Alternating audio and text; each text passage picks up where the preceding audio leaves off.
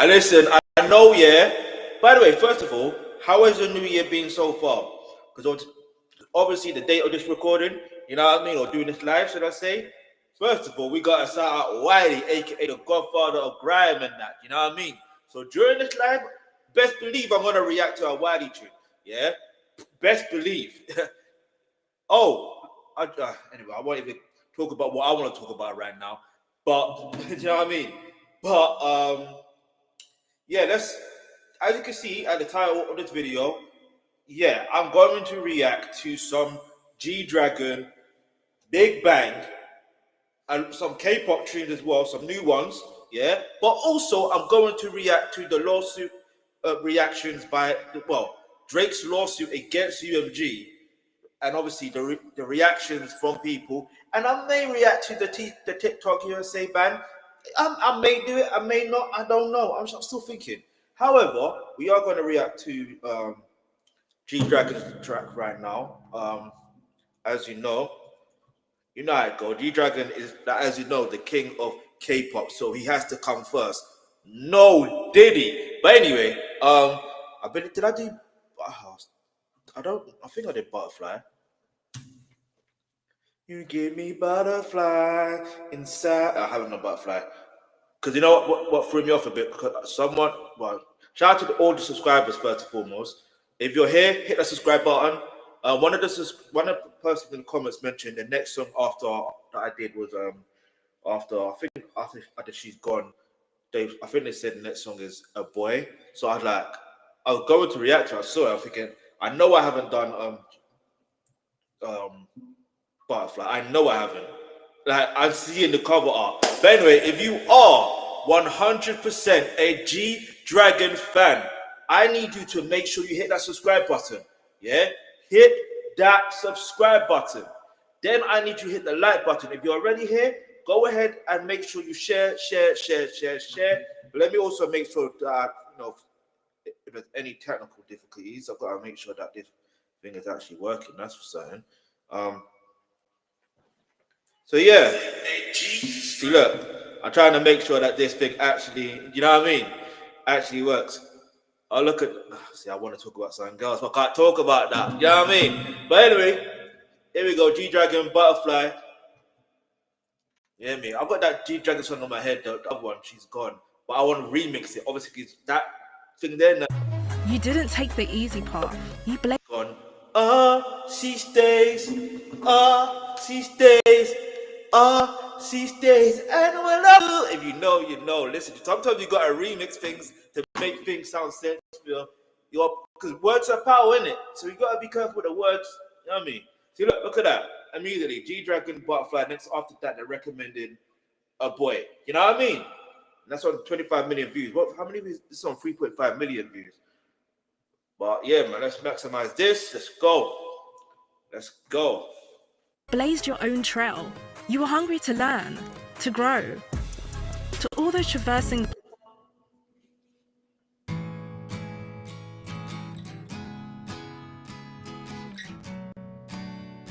Okay. It's all about you, my butterfly.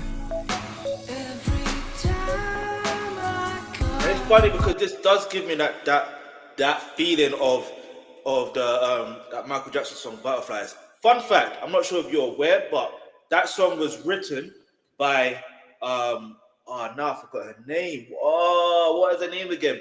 But she's from a group, an R&B group called I remember her name. Her name is Marshall Ambrosius. Yeah. But basically, she is part of a group called Floetry, and she wrote that song. And the funny thing about it, I was watching an interview on R&B Money podcast. Check it out in your own time after this, of course. But then, yeah, make sure you subscribe to this as well. Make sure, like, follow, share. When I'm live, you know when I'm live. When if content I post, you will know when I post content. But anyway, back to the story. So basically, I remember when in that she was talking about how she wrote Butterflies, and it's because of there's an area, do you know what I mean? In London, South London, yeah. Well, it's actually Camberwell, but basically there's a thing called Butterfly Walk. It's like I won't even call it a big shopping mall because it's not even a shopping mall per se. Like it's very, very, very small. Yeah, but it's called Butterfly Walk, isn't it? And you can see the butterflies. And she's saying how she wrote that. I'm telling you, I like when I hear artists or songwriters talk about the inspiration behind writing certain songs. And obviously, like I don't know how to explain this.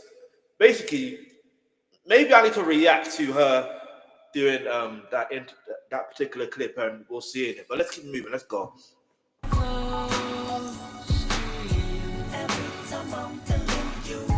That kind of butterflies flying. I like that.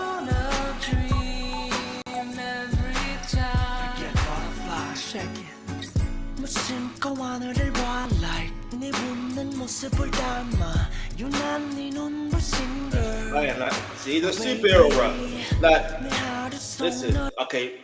At first, man was flying, but now he's. Do you know what I mean?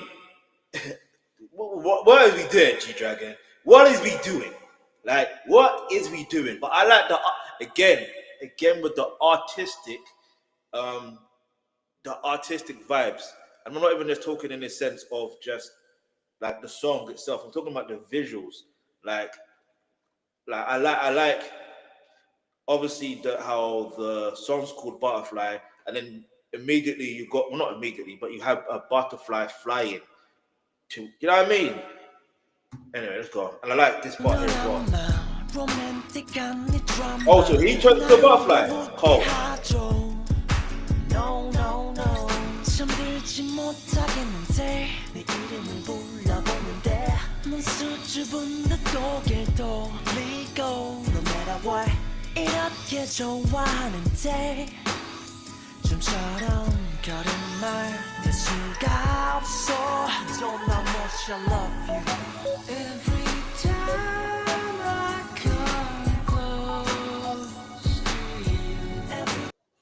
Every time I come close to you. G-Dragon, yeah. I've noticed something about G-Dragon. There's obviously I'm still going through. I need to watch the documentary. I will. All right, I will. I'll get onto that. But I've noticed something. I've noticed that he doesn't just stick to one particular genre. He expresses and does what he feels, if that makes sense. And I think that's why it resonates, or why he has resonated so much to the point he is literally the king of K-pop. You know what I mean? To the point where, you know what I mean? Like I understand it, because you know how there's some. I'm not knocking any other artist. Every artist can do what they want, and you know what I mean. But there's some artists that stick to one particular genre, and they'll be like, they know they're good at that, so they will stick at that, and they will hone that skill. Do you know what I mean? That's good. There's some that try to delve into other things, but then it doesn't quite just work out. You know what I mean? But I feel like G-Dragon, from what I'm hearing so far, you know what I mean? He has done something well. I don't know what it is. There's something there. Like, even I know this is years ago. Obviously, as you know, I'm going through the journey, but it's like I could tell that, okay, there's something about this particular artist. I don't like, even I don't know, like I said, I wish it was, not say I wish it, but just from the fact that I've seen, for example, certain artists, even though they're not K-pop, but like Krept and Conan is a prime example. Seeing their transition, like from where they are, from where they were to where they are now, like I could tell that even, you know what I mean? Even when they're wearing Gypset, like I could tell, yeah, you know what I mean? There's something, even though you can't really, you can't tell, you can't really predict what it could be. You know what I mean? And just as well, you know what I mean? Like let's just keep it moving. But they're also known as pioneers as well, which is kind of ironic. Just like G-Dragon is known as pioneers, but you know what I mean? But let's keep it moving.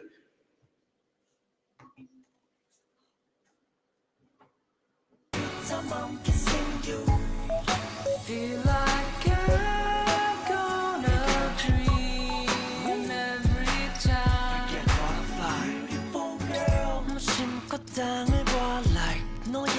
금세 글자 너무나 설레는 걸 Vision in this.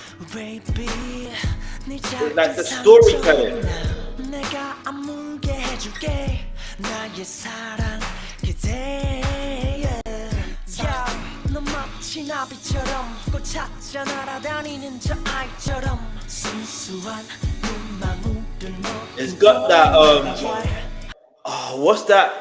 I'm gonna say Alice in Wonderland, yeah, but there's something else that it reminds me of. What is it? There's something else this reminds me of. I'm gonna say no, not a secret garden. Nah. There's something else. Let me. Do you know what it is?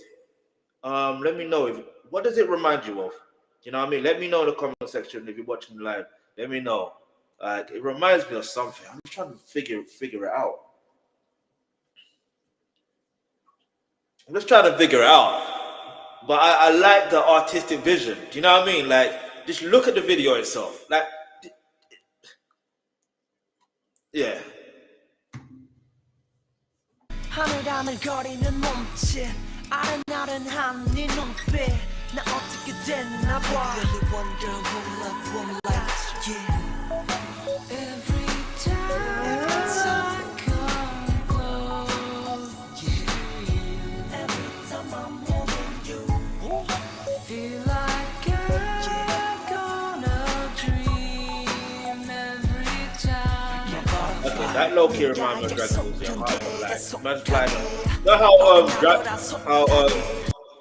how what's his name? How Goku was flying in an Nimbus cloud. You know what I mean? And he went to Roshi's island and that. You know, like, oh, that's what that reminded me. You know what I mean?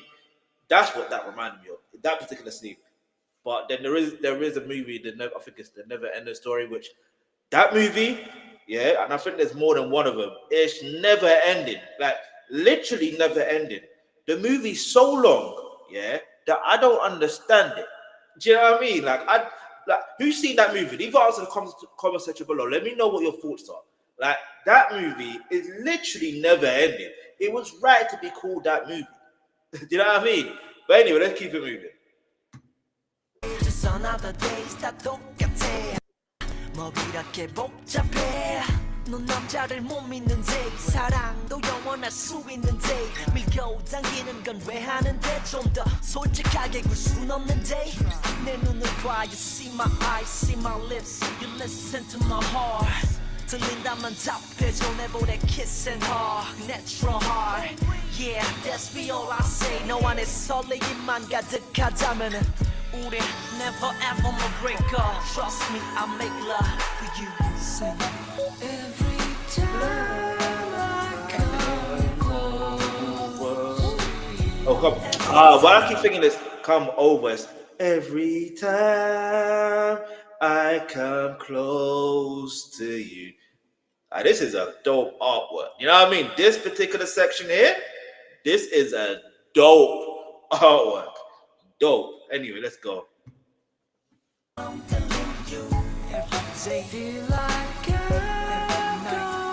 Why one? Literally, you know what it is? Like, cause that's how you would feel, innit? Like, it's fireworks that are going on. Aye, I like that. I like that, for real, for real. Now, we're reading that up. Wait. From here.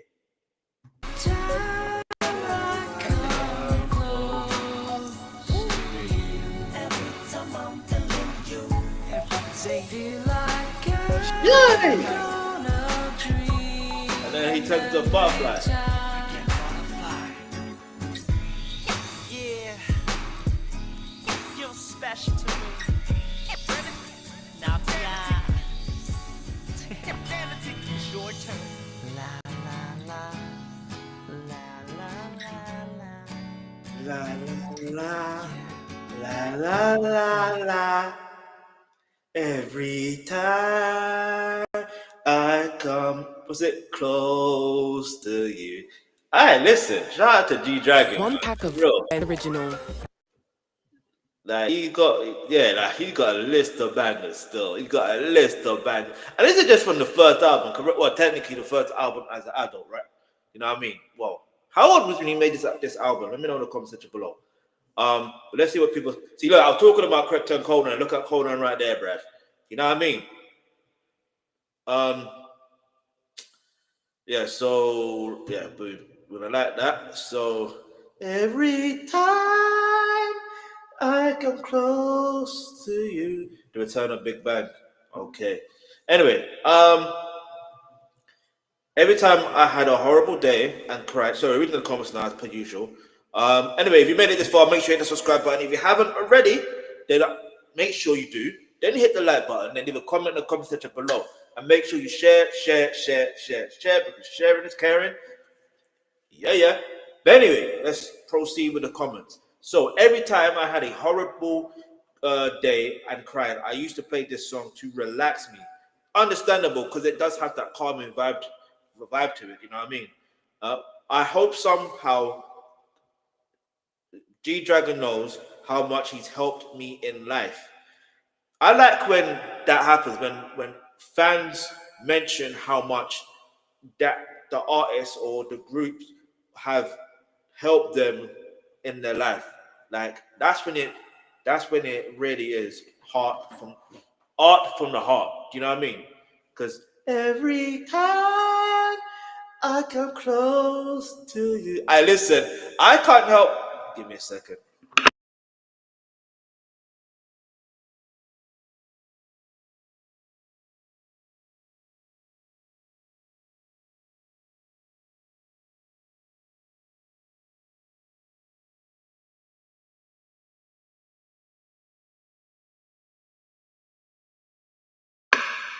All right.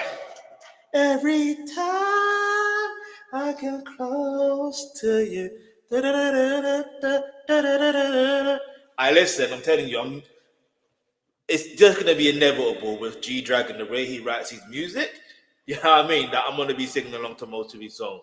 Even if it's not like word for word, I still, you know what I mean? The melody of it is gonna be in my head. Like, but even that G-Bang tune's in my head as well. That la la la. I listen. That tune, yeah, I'm telling you, is so cold. The rhythm of that, I listen. Cold. The visuals for that, cold. I listen. Sorry, I had to listen. My reaction to that is, you know, I listen. Let me get back to this. Let me stay focused. All right, so the Ferguson is. Anyway, I won't get into that. Every time, so yeah. Anyway, I've been an Astro fan for years, and okay, who's Astro? Let me know. And then it says, and Moonbin was my bias. This song was my favorite cover, and he did it with the recent OK news of his passing. Let me know. Okay, let me know more about that situation, because now that's got me a lot more intrigued. It brought me back here. Moonbin, my beautiful butterfly. I hope you have found your peace. Um, every time I come close to you. I listen, I'm telling you. Anyway, let's see what people say. And this person's saying, I still listen to this. It was my first time hearing a song like this. It was the first time I felt such a strange sense of comfort, languor. Why is it every time I come on a live stream, not every time, but the past two streams I've come on, I've learned of new words. Yeah, languor. Can someone tell me what that means in the comment section, please? I think it's more entertaining if that a year I could get involved and go into whatever, but to find out. But it's like, nah, let's not do that. Let's. I want everyone to get involved with this. You know what I mean? Do you know what I mean? Where was I? So it and haziness while watching this music video. It was so comfortable and nice to feel. I was walking through a fantasy while watching the music video, like a dream, like a romantic fantasy novel. It does feel like a romantic fantasy novel when I deep it. You know what I mean? There's many layers to it, because like I said, I mentioned about the Secret Garden. I don't know. It's a novel. It's a novel. That's a novel. But there's something else that I've read in my childhood and that I've seen in my childhood that these visuals remind me of, and I can't place my mind on it right now. I really can't. It reminds me of something. I just can't. I wish I could tell you what it was, but you know, it is what it is. And I think that's what makes good videos. Sometimes when things are like relatable. Anyway, where was I? I wanted to go into an illustration like music video scene. See, that is, you know what I mean? That's another thing about this video. The illustration of it, the animation, but it felt like real at the thought alone. You know what I mean? All right, last comment I'm going to read is this song. Well, from this video, this song is honestly the best melody I've ever heard. Thank you, Young, for creating this masterpiece. Every time I come close to you, I listen. Forgive me if I can't sing, but you know what I mean. That sometimes music does that to you. When it's a good music, when the song is good, it will make you want to sing out either aloud or in your head. Either way, it's gonna happen. All right, like it's gonna happen. This MV is such a masterpiece because it really also defines peace. That's the best way I can put it. Do you agree with me? You know what I mean? If you agree with me, hit that button. You know what I mean? La la la la. Alright, listen. Now we're gonna get into some big bang. You know what I'm saying? Well, that sounds wow. Let me just pause on that. Like pause. I need to actually go to something real quick. But before we do that though, let me maybe, just maybe. Actually, you know, let's do it this way. Let's type big bang. I should have been more you know what it is, because I normally have it up here somewhere, and no, it's actually gone. What happened? Never mind. All right, so let's see. Big Bang. There was one music I wanted to. But yeah, like, let me know what's the name of the G-Dragon's documentary as well. So, you know, it won't be in this stream, but maybe in a different stream. Okay, you know what?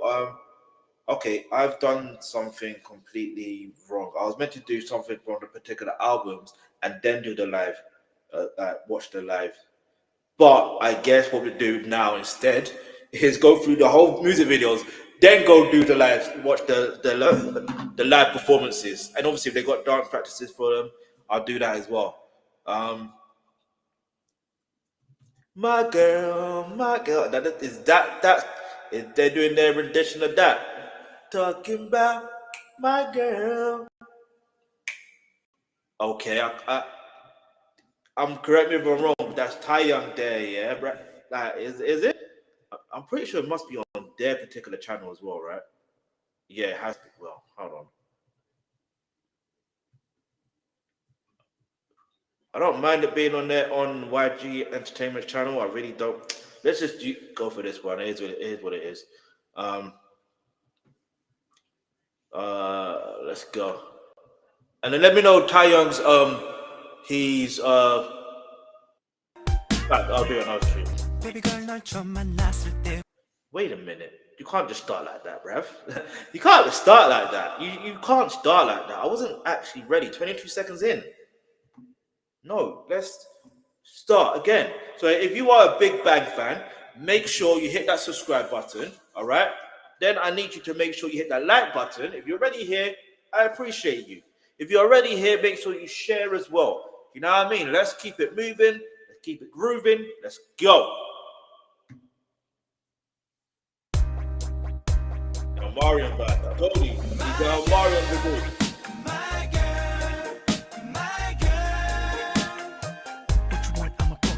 My girl. Hey, listen. No, we're winning up. We're winning up. One more time. My girl.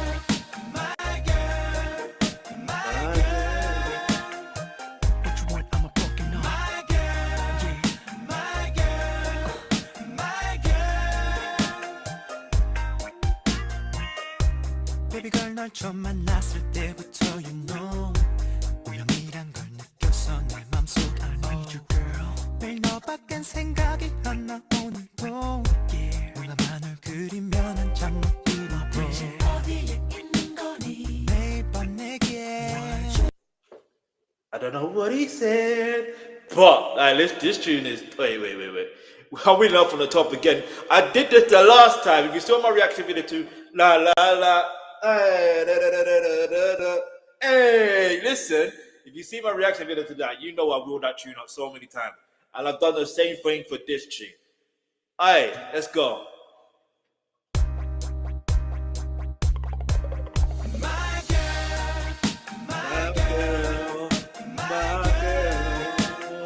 Listen, my girl. I can't even sing, get me? I'm not. Remember, big bang is what it is.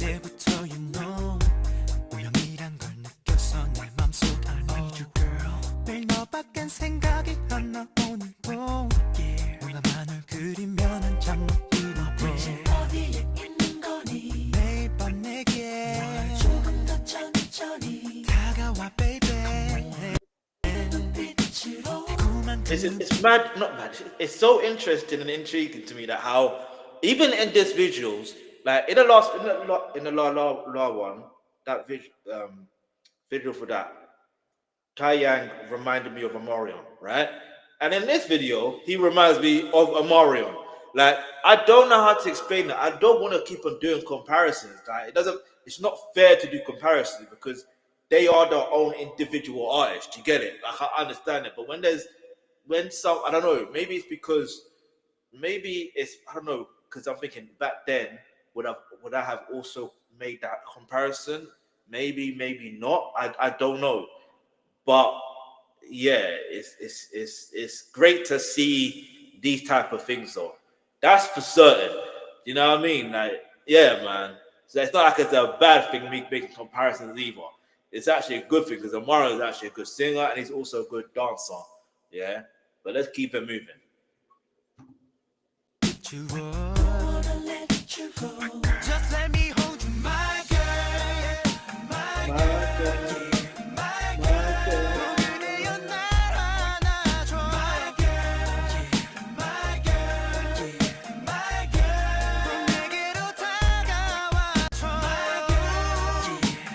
Oh, that ad-lib's there. That's the, when you're really feeling the tune. Ooh. Like it just naturally. All right, listen. All right, let's go. If you made it this far, make sure you hit the subscribe button, hit the bell notification. Let's go. Yeah, man.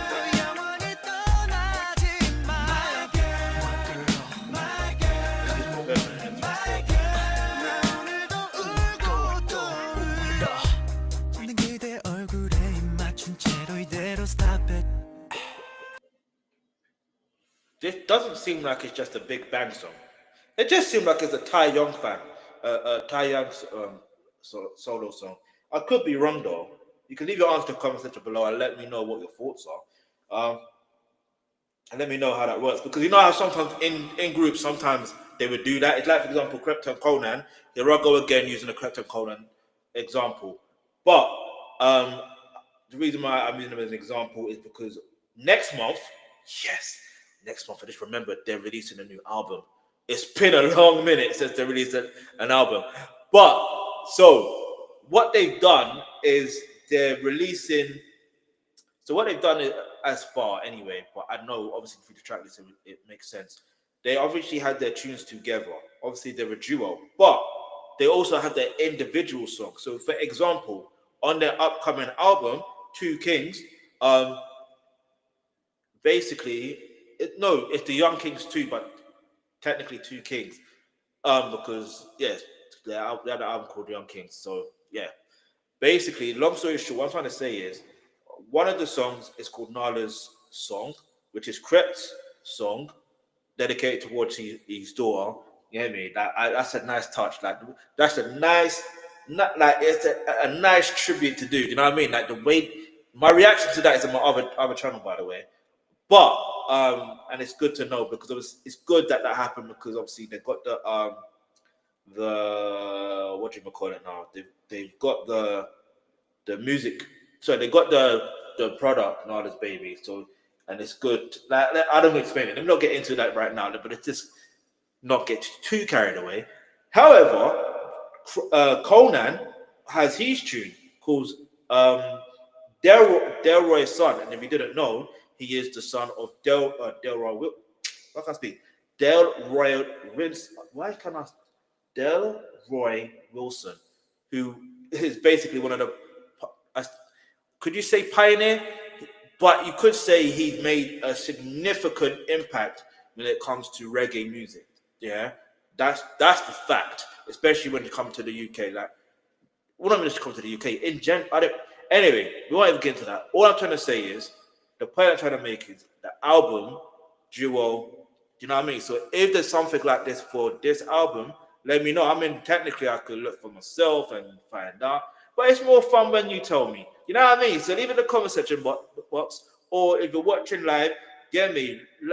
Leave in the live chat. You know what I mean? Let's go.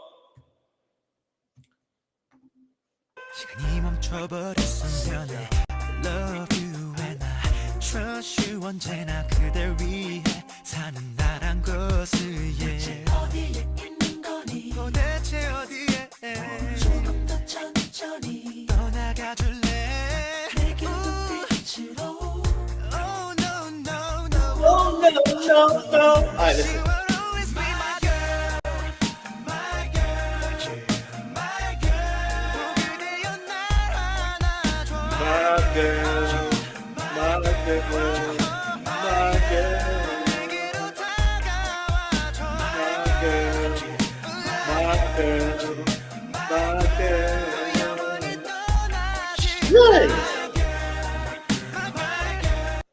Nah. This is a vibe. This is genuinely a vibe. And again, nostalgia vibes in it.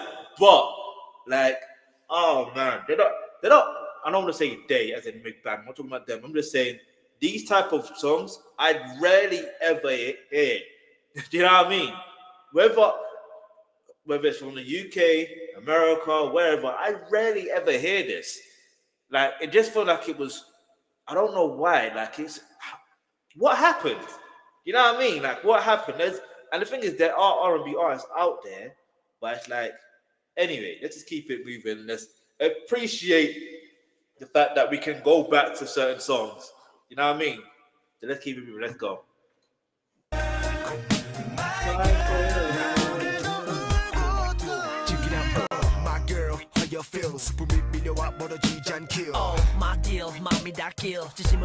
Oh, the rest of them are in it.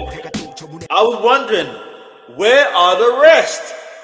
Like, listen, we're 2 minutes and 29 seconds into the video, and that's when they want to enter? I hear it though. Let Taeyang do his thing. What was it, Taeyong? Let him do his thing. You know what I mean? Let him have his shine, and then we say, you know what? Go time. Like, I like that though. I like that. Sometimes it gives that feeling of wait. Do you know what I mean? And then plus at the same time, because I used to do radio as well, I know after a certain point they would fade out certain parts, and it's not intentionally. It's not like we want to do it. It's just that because of the timing of the song and the format of the song, sometimes, do you know what I mean? We have to get things in within a certain limit of time. You know what I mean? But anyway, let's just keep it moving. Let's go. Wait,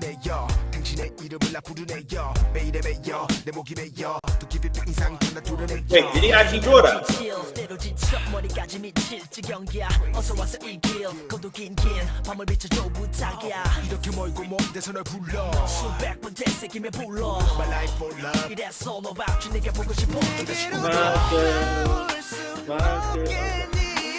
Great, yeah.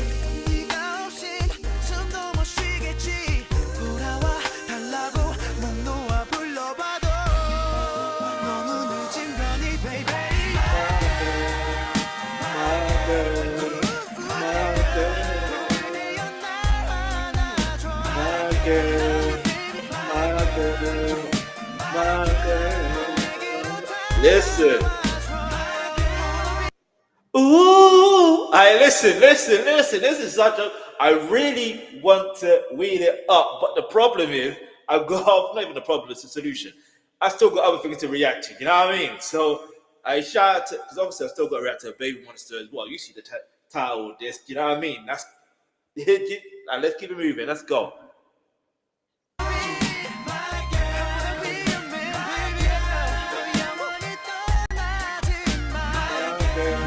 Wait, why is there a bed in the middle of the street?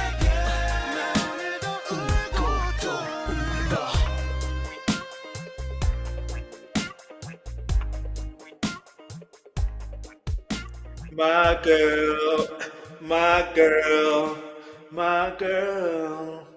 I listen. See. Look, Baby Monsters 100% next. It's letting me know that has to be next. Do you know what I mean? You know what I mean? Well, technically, it should be Big Bang Forever review, but I did say Baby Monster. Do you know what I mean? So, but they said what happened to Big Bang. Okay, we're gonna react to that another day. So let's just let me calm down. My girl, my girl, my girl. Ooh, listen. Wait, if Drake is your favorite rapper, I might have to react to that very soon. Let's read the comments. Let's see what people are saying. Obviously, we're going like. Watching. See, I knew it was Taeyang. I could be wrong. I thought I was wrong, but I could have been wrong. Is G-Dragon? Wait. Is G-Dragon still the undisputed king of K-pop? Of course he is. That's undeniable. We cannot question that. Even though I'm new to the K-pop scene, you know what I mean?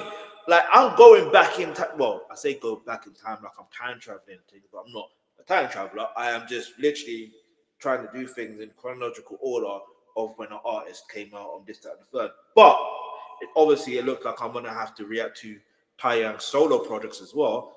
I don't have a problem with that. We can continue to, do you know what I mean? It is what it is. However, we cannot dispute, we cannot even debate that G-Dragon, in regards to whoever else is the king of, it's like when they ask who, it's like when they try to dispute about Michael Jackson being the, obviously the king of pop here. We know he is, yeah. However, there's some people say, oh, but maybe it's this person or that. No, relax. You gotta relax. In the words of Nori from Drink Champs, aka Nori from CNN, aka Capone and Noriega, you gotta relax. Let's get back to the comments. All right. Watching Taeyang be awkward with his first kiss is priceless. When I watched that didn't look awkward to me. I don't know why. Maybe it's because the timing of when they saw this, they probably saw it as awkward. But now you look at him during 1 a.m. and you ain't helped but be amazed at the practice he must have had. I still like that. Kind of, yeah. That's an interesting take there.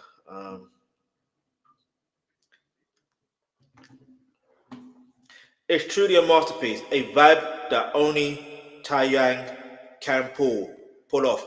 Taeyang's voice is so sophisticated and wonderful even now. My girl, my girl. You see, even the last part when he says, my girl, like the way he does that, I can't do that.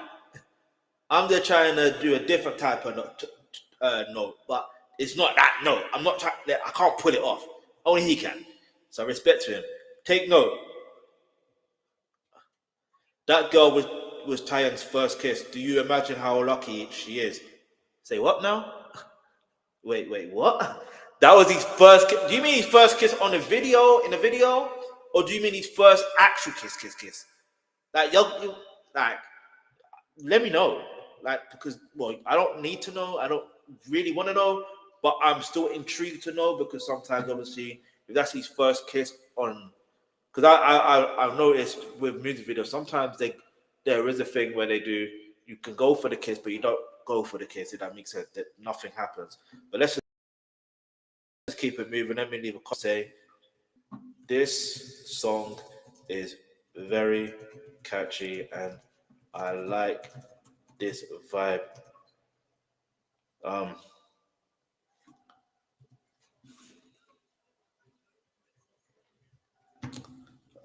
My girl. Anyway, let's see if anyone. Oh my gosh, I should have noticed this before.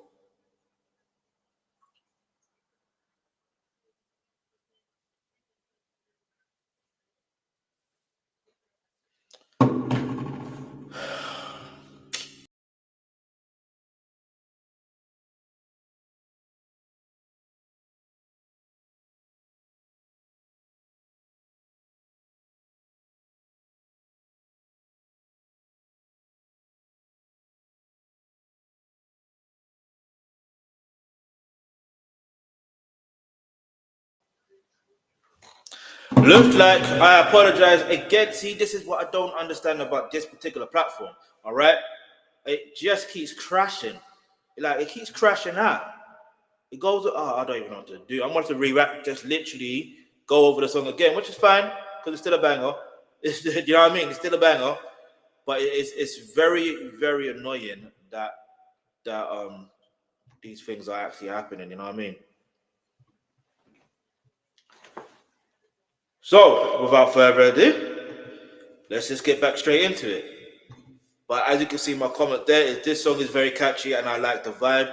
And I also say watching Taeyang's be awkward with his first kiss is priceless. But note, you look at him during 1 a.m. and you aren't help what?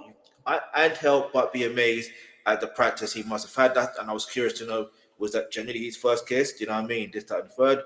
Then I read it's truly a masterpiece, which I do believe, and a vibe that only Taeyang can pull off because Taeyang's voice is so sophisticated and wonderful even now. See, so yeah, so basically, because I'm trying to sing along, I'm like, my girl, my girl. Yeah, I won't lie to you. Yes, I did react to this before, and the thing is, because of how I'm going to be editing this as well, I have to make sure it is what it is, isn't it? So make sure you hit the subscribe button, hit the bell notification. You know what I mean? Let's go, let's go, let's go. If you're a Big Bang fan, let's go.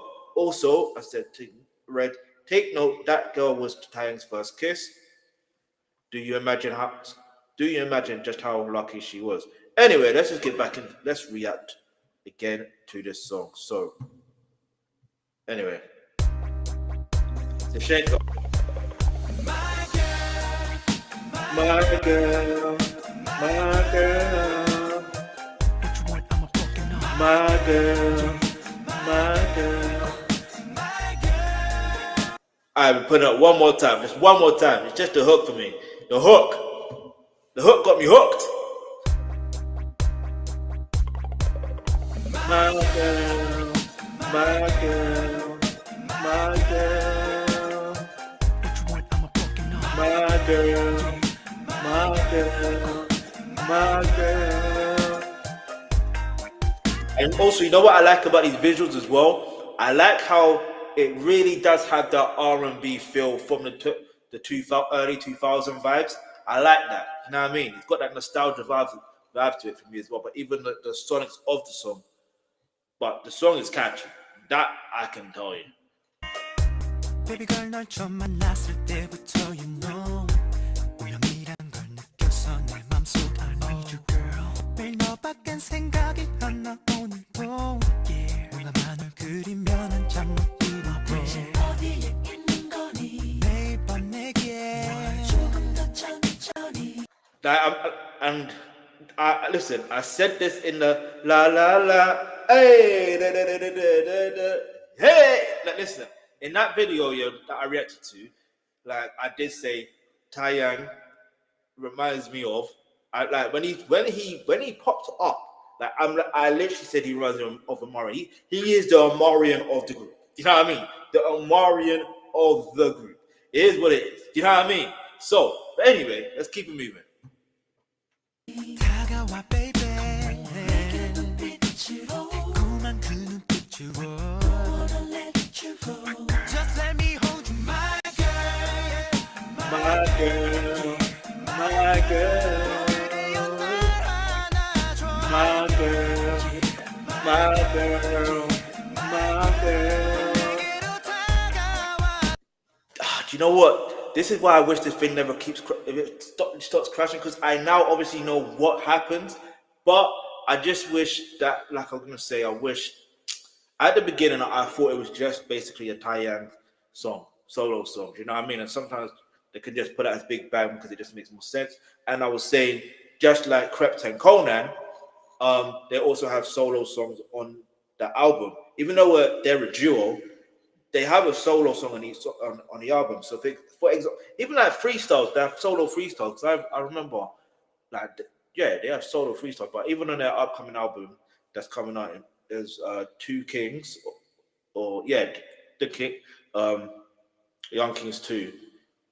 Basically, they on that album that's coming up in February. So I'm so glad they're releasing a new album because it's been a long time. All right. So basically, on the album, the first solo release, should I say? In fact, the first freestyle we got from technically it's a feature because it's Krept and Chip. You know what I mean?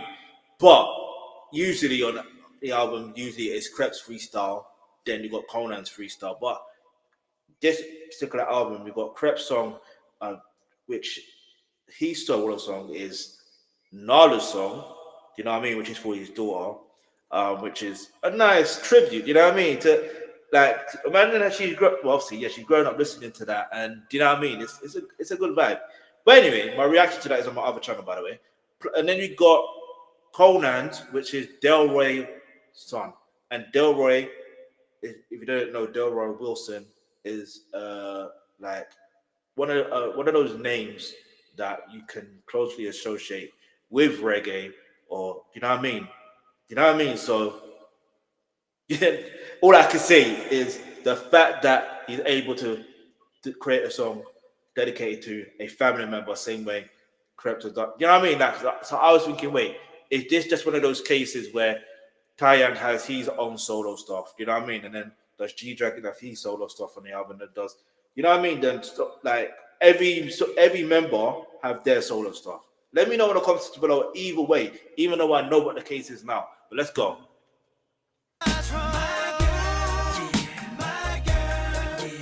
My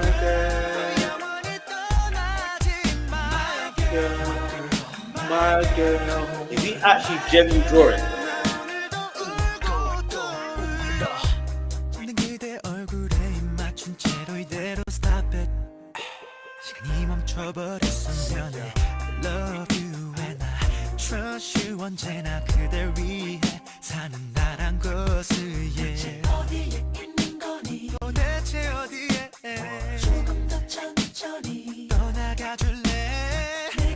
You know what I like as well? Like it's just the typical, it's the typical R&B feel, like the visuals, but it's still unique. If that makes any sense, I don't know how to, you know what I mean. But if you made it this far, make sure you hit the subscribe button, hit the notification button. Let's go. Oh, no, wanna let you go. That you will always be my girl. My girl.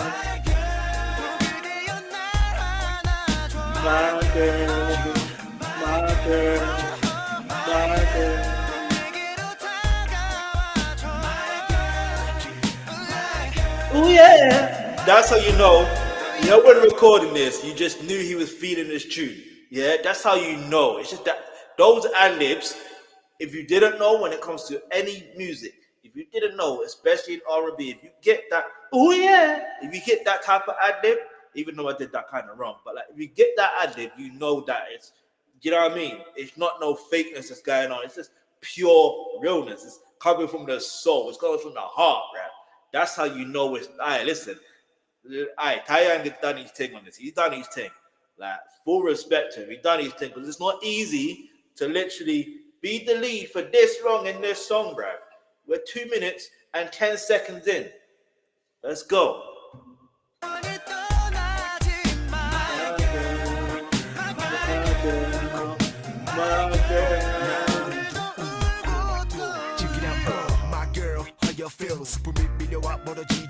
Oh, my deal, 마음이 닿길 진심을 알아줘 그대여 나의 빌 오늘도 해가 또 저문에여 당신의 It's funny, like I said, well, if you caught my reaction earlier, I was saying it's good that they finally showed up. Finally, get me? Finally. Let's go. Did he draw that though? Yeah, he did. From the smile on his face, he drew that.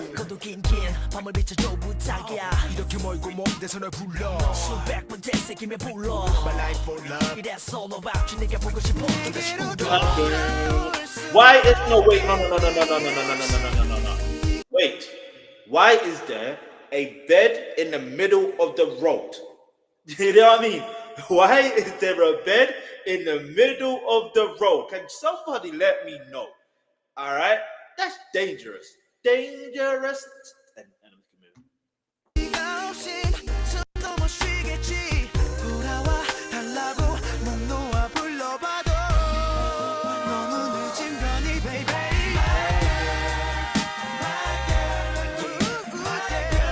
ooh, yeah. I listen, the Adam. Ooh, yeah. I listen. Diane did he thing. I listen.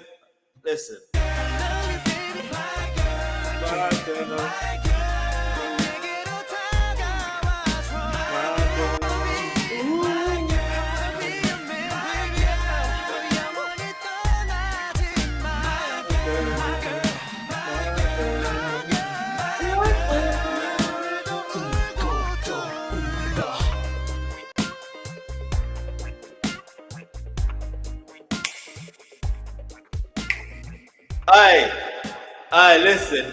That is such a vibe. I don't know how to explain it. It's such a vibe. Shout out to Tai Young. Shout out to Big Bang as a whole. Shout out to YG Entertainment. Shout out to you watching. If you made it this far, you might as well hit the like button, hit the comments in the comment section below. You might as well share this. You also might as well subscribe if you haven't already. But guess what we're going to do? You know what I mean? We are going to react to some Baby Monster now. Yeah, now is the time. If you were waiting for Baby Monster and you're watching live, now is the time. Let's. Hey, yo, what happened?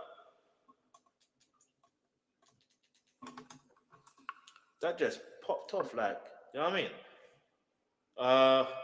What's this? Okay.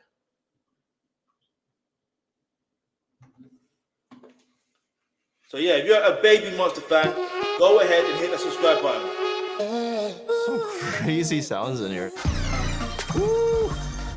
Welcome to Arcade. With this plugin. Okay, we need to fix this because what is going on? Why does it keep popping off? It's just popping off like, you know what I mean? Not like it makes a difference, I think. Hold on.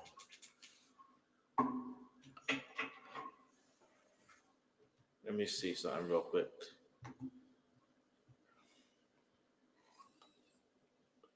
Let me know if that makes a difference. Because obviously, anyway, let's keep moving. Let's go. My girl. Ooh, hi, listen. Taeyang really did his thing on that tune, you know. Anyway, let's get back into this reaction. Baby Monster, well, really like you. Bye, Baby Monster. Get me? Let's see what they come in with the visuals in this, because you already know what time it is when it comes to Baby Monster and that. But other than that, make sure you hit the subscribe button if you haven't already. If you hit the like button, make sure you do. Make sure you like.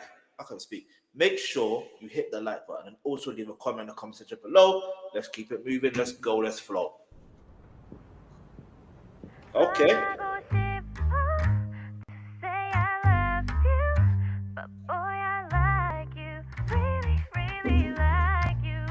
Hey, what you doing? 기다리잖아, call back.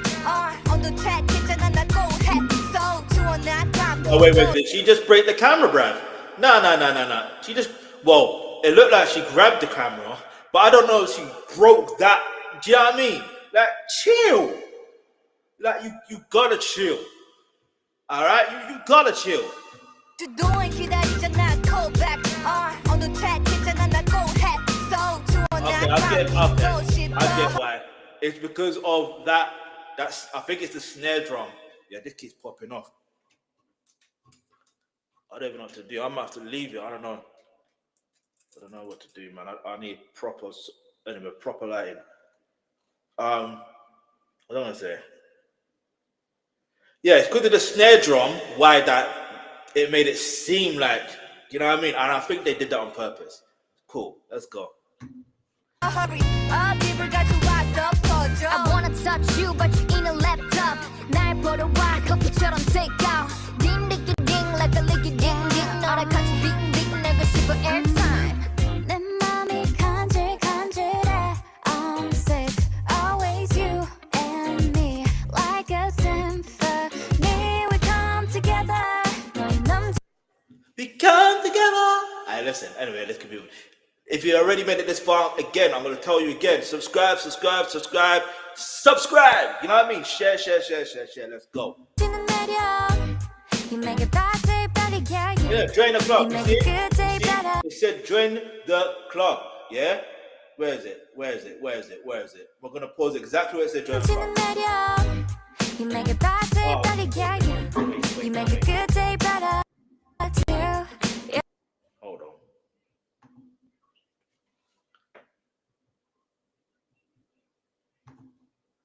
No, not there. Alright, let's take it from here. There. Join the club. So make sure you hit the subscribe button so you can join the club. Alright? Join the club. No auditions are needed. You get me? You don't have to join the drama club. No auditions are needed here. Alright? Because all you gotta do is hit the like or hit the subscribe button, hit the bell notification so you're notified of when new content is uploaded, especially when I go live. You know what I mean? And we can interact live. Get me? That's how it goes and that's how it flows around here. But anyway, let's keep it moving. Get me? Shout out to BABYMONSTER and all that. Let's go. Make a bad day better, yeah, yeah. You make a good day better too, yeah. 눈을 뜨는 아침부터 달이 지는 새벽까지 네 생각에 행복해. 아마 모를걸. 말하고 싶어. Just say I love you. I like the simple choreography as well. Look. Really like you. Wow. And in this mood, You know what's mad, yeah? Not mad. You know what's interesting, yeah?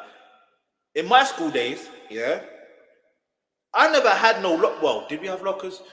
I think it was towards year 11 when I got around year 11. That's when the lockers appeared.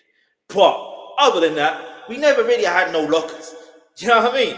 We never had, despite the name being appearing to be called high school, we never had no lockers. So, do you know what I mean? But did you have a locker? And was your locker at the top, or was it the middle, or was it at the bottom? You know what I mean? Let me know. And how much stuff can literally be fitted into your locker? Can you please let me know? I'm still curious about all that stuff there. I can't even lie to you. I'm very, very curious. Because, like, you know how you see, for example, in American movies, let's just use for example, everybody, see, YouTube needs to allow me, but there's a show that has Chris Rock in it. And basically, he used to be bullied and he used to be put in a locker. That's the best way I can explain it without, do you know what I mean? So, the reality of that is, so clearly the locker must be big, right? Or is that only in America? Let me know. Like, let me know what's been your experience. but boy, I like you. Really, really like you. Yeah, yeah. I love it. 흐트러진 퍼즐같이. No, we rewinding that. We're rewinding that. L-O-V-E, that flows crazy. Crazy! Anyway, let's go. But boy, I like you. Really, really like you. Yeah, yeah. I love it. 흐트러진 퍼즐같이. 입안에 담고 있는 말. 이제는 말하고 싶어. Tonight. 이제 그만. Okay, it's got their names on the wall. Okay. As a graffiti artist, got their names on the wall. That's cold. That's cold. Because I was wondering, you got the graffiti art there, yeah? And I was like, surely their names must be there. But I didn't want to say it. You know what I mean? I didn't want to say it. The only reason why I didn't want to say it, because, you know what I mean? I feel like maybe it will appear, maybe it won't. But I like the element of surprise. You know what I mean? Let's go. 날 거부하지 마서 눈을 뜬 아침부터 달이 지는 새벽까지 네 생각에 행복해 아마 모를걸 말하고 싶어 to say I love you but boy I like you really really like I just like the animation that comes up with it, you know, with the bow and arrow, do you know what I mean? Because of Cupid and all that stuff. Hey, listen, I hear it still. And they're taking a selfie with that type of camera. I've never seen that camera before in my life. However, if that one of those Polaroid ones that looks like an Instagram, you know, like the original Instagram logo, the original Instagram logo. If you know, you know. But is that what that is? Let me know in the comments below. We're reaching new heights, but boy, I like you. Really, really like you. That look. Where is it? We're reaching new heights, but boy, I like you. Really, like you. 널 처음 본 순간부터 자꾸 내 꿈에 나와. 눈 뜨면 아쉬워. No need to rush. 좀 더 다가갈게 a little. I'm waiting on you too. Every day gets better. So glad that I found you. 말하고 싶어. Wanna tell you. Just say I love you. Love you. Boy, I like you. Really, like you. Like you. This one, you're reaching new. But I'm gonna mention something else as well. I'm gonna mention about that transition from when they're dancing in the classroom and also dancing in the gymnasium. You know what I mean? That's cool. The transition. Like I've always been curious. Give me a second.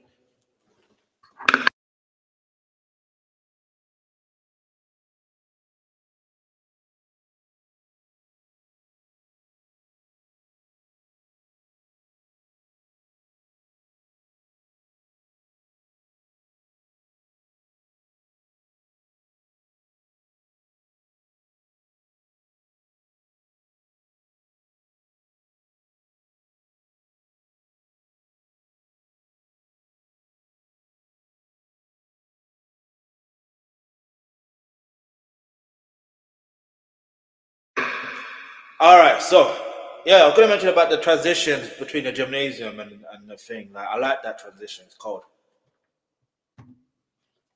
the dancing. You know what I'm saying? And it's like, how do you do that?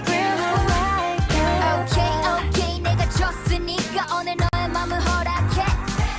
Okay, 별이 떴으니까 손 잡고 눈을 감을게. Hey, was she doing that dirty yada thing? That dirty yada. If you know, you know. If you know, you know. What's the what's the name of this brother's name? I know it's Cadet, but who else was there? This is gonna bother me. It's funny because I talked about Krypton Conan earlier, and it's funny, not funny. The irony of that is Krept is the cousin of Cadet. You know what I mean? Cadet, and obviously, like there was something else. So obviously, Cadet Dino. That's it. Dino Driz. Like that's the name. Dino Driz. So they had that massive hit. You know what I mean? And then obviously.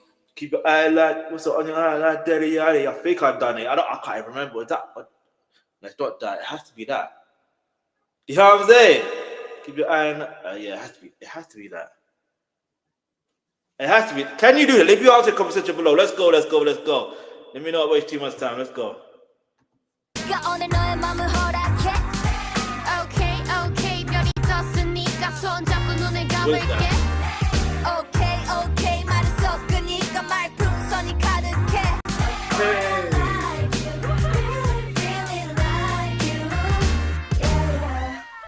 Yeah. Jeez. All right, shout out to Baby Monster. Next. Okay. Like a billionaire. Oh, I can't wait for that one because I am feeling like I'm a billionaire. Hey, feeling like a billion. I don't know how the tune's gonna go, but I'm assuming. You know what I mean? I'm assuming. Hey, listen, I can't wait for that. I can't wait You for that. didn't take the Billionaire. easy path. Because you know what? We all want to feel like a billionaire, right? You know what I mean? We all want to feel like a billionaire, but we still need the billions in our bank account. You know what I'm saying? No, I don't want it just in assets. I want it tangible. I want to be able to feel it. I want to be able to smell it. Let me calm down. But you get the vibes. You get the vibes. You get the vibes. So yeah, shout out to Baby Monster for subscribing. How can I? Do you know what I mean? Because I need to be notified when that is released. Do you know what I mean? I need to be notified when that is released. You understand? I need to, same way you need to be notified when that song. In fact, this was premiered on the 16th. There was another Baby Monster song I meant to react to, funny enough. But anyway, it's fine. Speaking of Conan, anyway, make sure you hit the subscribe button on my channel as well, by the way. Do you see how simple and easy it was for me to hit the like button and also hit the subscribe button on this? Do you see how simple it is? So you can do the same. It is what it is. You know what I mean? And there's a reason why. Again, this is what I'm trying to say. I personally would prefer, if you want to be notified of when I release new content, especially when I go live, it's best to actually genuinely subscribe. All right? But anyway, let's keep it moving. It says Farita is the star. The music video is really fresh, cheerful, happy. Okay, yeah. Farita and Rika are so okay.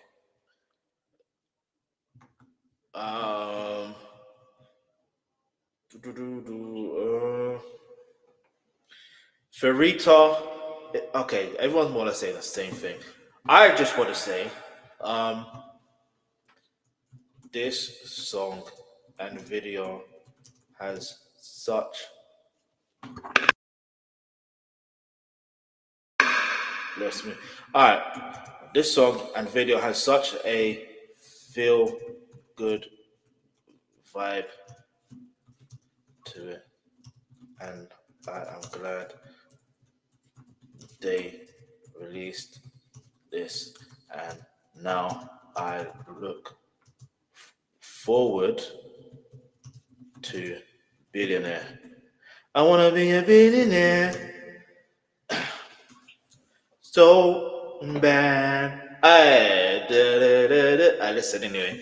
If you know, you know, innit? If you know, you know. All right. So that would be that for now in regards to the K-pop situation, because I've been here for over an hour now. All right. So now we're gonna get into the reaction into or maybe I'll react to another K-pop tune. Let's see. No. I've got to react to some Drake stuff. Whoa, what's his name again?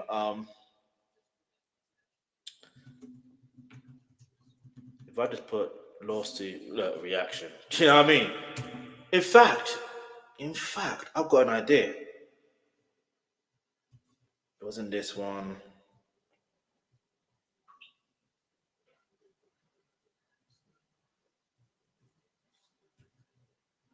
You know what? Let me just react to this first, and then I know I potentially will find exactly what I was looking for. Because there was this, but there was something else. So how Drake is suing. Now, the more everybody has been processing the fact that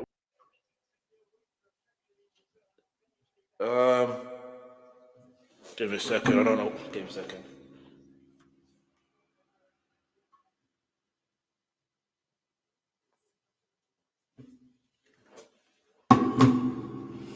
All right, so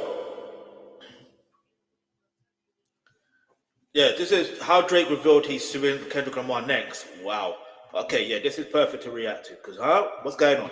that we have reached a point where Drake has hit such a low that he is literally suing over a rap beef beyond everything we can see, which is proving more than ever that Drake is the saddest, softest, and most embarrassing figure that we have ever seen in all of hip-hop history. In this time where just in the matter of a month or so, Drake went from filing a petition about Not Like Us and is now actually going through with an entire suit. Drake has shown that when it comes to making any sort of strange or questionable move, nothing is ever off the table for him, and really when we trace this pattern of choices he has already made that... Oh yeah, by the way, yeah, I might just have to react to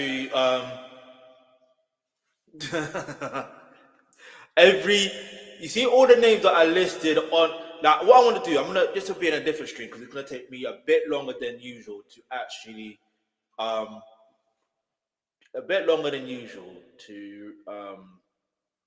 to go through the lawsuit. I'm gonna fully break it down because obviously I did a reaction video to to that music attorney's version of it, but like she didn't actually go through everything. Yeah, but seeing as I've got access to the full thing, we're gonna go through the full thing. All right. So anyway, let's keep it moving. Hang on.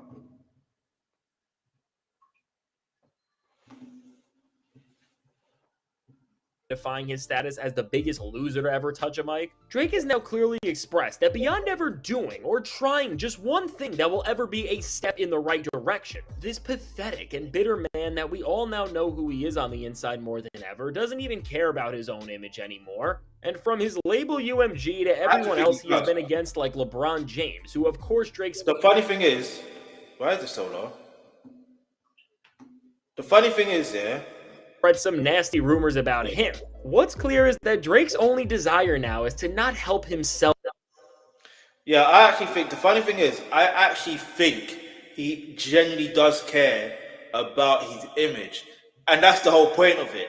I feel like he's in the mindset of denial right now. Soon he will get to depression.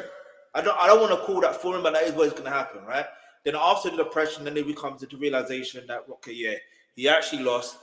Do you know what I mean? And he's going to admit that he lost. But then, because of the actions he's taken, you know what I mean? There's going to be fatal consequences, and that is what it is. And when I say fatal, I mean fatal in terms of legal stuff, basically. That's what I'm talking about, legal stuff. So just to be very, very clear what I'm talking about, all right? Because, again, you can't put, I said this, but there's so many past things when I'm talking about Drake. You point one finger, three fingers are pointing that back at you. And also, it's like you can't act as if you haven't done any dirt in your life. You can't act like you're clean. You ain't clean. You know what I mean? You ain't clean. Yeah, man, let's keep moving. Self like a normal person would, but it's to now try and ruin everything and everyone and hopefully have it all go down with him. And really, considering the steps Drake has already been taking and the way he has been pulling at strings to try and argue that he has been a victim of the entire music industry, the next natural step for the most pathetic and embarrassing crash out we have ever seen from a single artist in the history of hip-hop would be to just do the thing that he has been waiting to do ever since the summer of 2024, which is just to sue Kendrick Lamar straight up. And now, before we go any further into what Drake is seemingly waiting for, and what his plan is going to be to make a somehow even more irredeemable move than his last, be sure to leave a like and subscribe. And so now, when it comes to the weak and insecure man that is Drake, obviously as he has become the first rapper to start up a lawsuit because of the implications, effects, and impacts of a rap beef on him, did you see what I'm going to say? The first rapper. Sorry, Soulja Boy, ain't you? You know how Soulja Boy would actually be the first rapper to do so many stuff. Obviously, he doesn't want to be the first rapper to do this. You know what I mean? Because he used to say he wanted to be like Drake, and keep moving.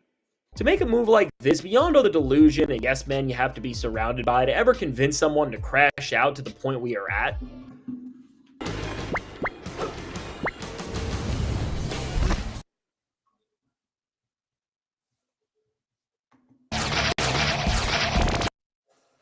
it's also clear that Drake has reached a point where, because hip-hop has began to turn back into a force where it's more in tune with its roots and as a result, more honest about what is and isn't allowed and respected in the culture, as Drake has always been the guy standing in the way of rap turning back to this point that Kendrick and this beef have reset things to in the first place. Obviously, he isn't just being actively rejected from this entire sector of rap music, but now he no longer cares about his public image one bit.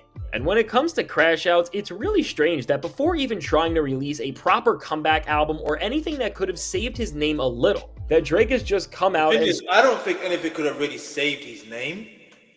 And the only reason why I don't think anything could have saved his name is because, let's put this into full perspective. You have to understand who his key audience are. You understand? Then you also have to understand the other thing, where it's like, what has he always really been about? He's always, for me personally, I always felt like he was an industry. You know how the people like you term industry plant? That's how I've always seen him. I've just seen him as an industry plant. I didn't know what the term was back then, because there never really was a term. But he's essentially an industry plant. You know what I mean?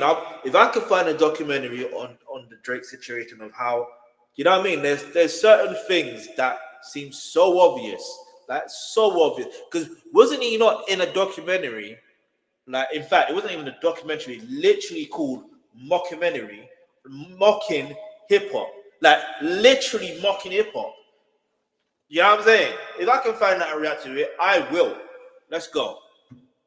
And served paperwork that is attempting to redefine and change the parameters that all lyricists have used to turn rap into one of the most culturally important art forms that we have ever seen. But now, seemingly with this ultimate loser and victim mentality Drake has, which has now made him operate without any consideration for the impact of what he is doing on not just others, but even when it comes to his own reputation and legacy, of course, I think every single person should be able to look around at what's happened and say with 100% certainty that besides a comeback, nothing is off the table from Drake. Because really, from going from a bad response track to failed single releases and features to embarrassing social media posts to an entire lawsuit, I mean, the moments speak for themselves. Drake has just progressively become more and more unhinged and out of touch with reality. And after he has already pushed how bad taking an L across any sort of competition can really be, we just can't count out the fact that he will take this loss further, and I really think unless something happens in this time where UMG is able to put this thing away and embarrass Drake very soon, Drake is going to somehow manage to shock audiences like they never have been before. And this will be from hitting Kendrick Lamar with a defamation suit over everything that Kendrick Lamar said in Not Like Us. And now with this from the ridiculous claims that Drake is already... Okay,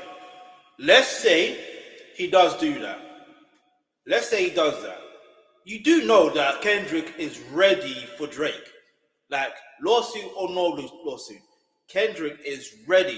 Remember what he said, even in Not Like Us, how many stocks do I have? How many stocks do I have? 1, 2, 3, 4, 5 plus 5. So he's ready. And the fact that, I don't know who it was, but they said that, give me a second. Oh, it's showing now. That they said, someone said that Drake, no, not Drake, clearly obviously. They said that Kendrick Lamar is actually in the studio recording. You know what I'm saying? He's in the studio recording, bruv. So if he's recording, best believe he is ready. Yeah, like he's ready for whatever. And if it has to go to court, then you know what I mean? Like, best believe he will win that lawsuit anyway. And like what's her name? Miss Crystal Delegato, the music attorney, just say top music attorney, like she even said defamation lawsuits are not that easy to win. They're not. And I find it very intriguing to hear from attorneys in general in regards to this, only because it makes me think, okay, what do they know about this? How, do you know what I mean? Like, but she didn't go through the thing fully. So like I said, I'm going to go through it, and then if there's any words or whatever, I will have to research it, or we can dialogue together, get through the live chat, and make sense of these type of situations and learn from it as well. That's one thing as well. It's not just about this whole. This ain't just for whatever entertainment. This is also like a educational point. Do you understand? Because it's letting me be aware. The fact that he mentioned Kai Cenat, No Life Shack, RDC, and he mentioned Zias, and he mentioned the Cardia family, and they're all reactors, that let me know that, okay, or the content creators, that let me know that, okay, if this is what's happening, let me understand what my position is in this content creation world. You get it? Let's keep it moving. Already made in the UMG lawsuit about Kendrick's bars, which we don't even have time to detail how wild some of the reaches Drake was trying to make there are, to I'm sure a lot more that will be revealed to try and make his claims look stronger. But in reality, they will be so ridiculous that they will end up not just backfiring on him, but boosting up Not Like Us' streams once again, because every time Drake cries about this song, again, just showing how bad his strategy is. His losses only turns into more victories for Kendrick, as this record isn't just becoming more and more popular every time Drake opens his mouth, but it's also becoming more important of a record to the entire history of hip-hop and music as a whole.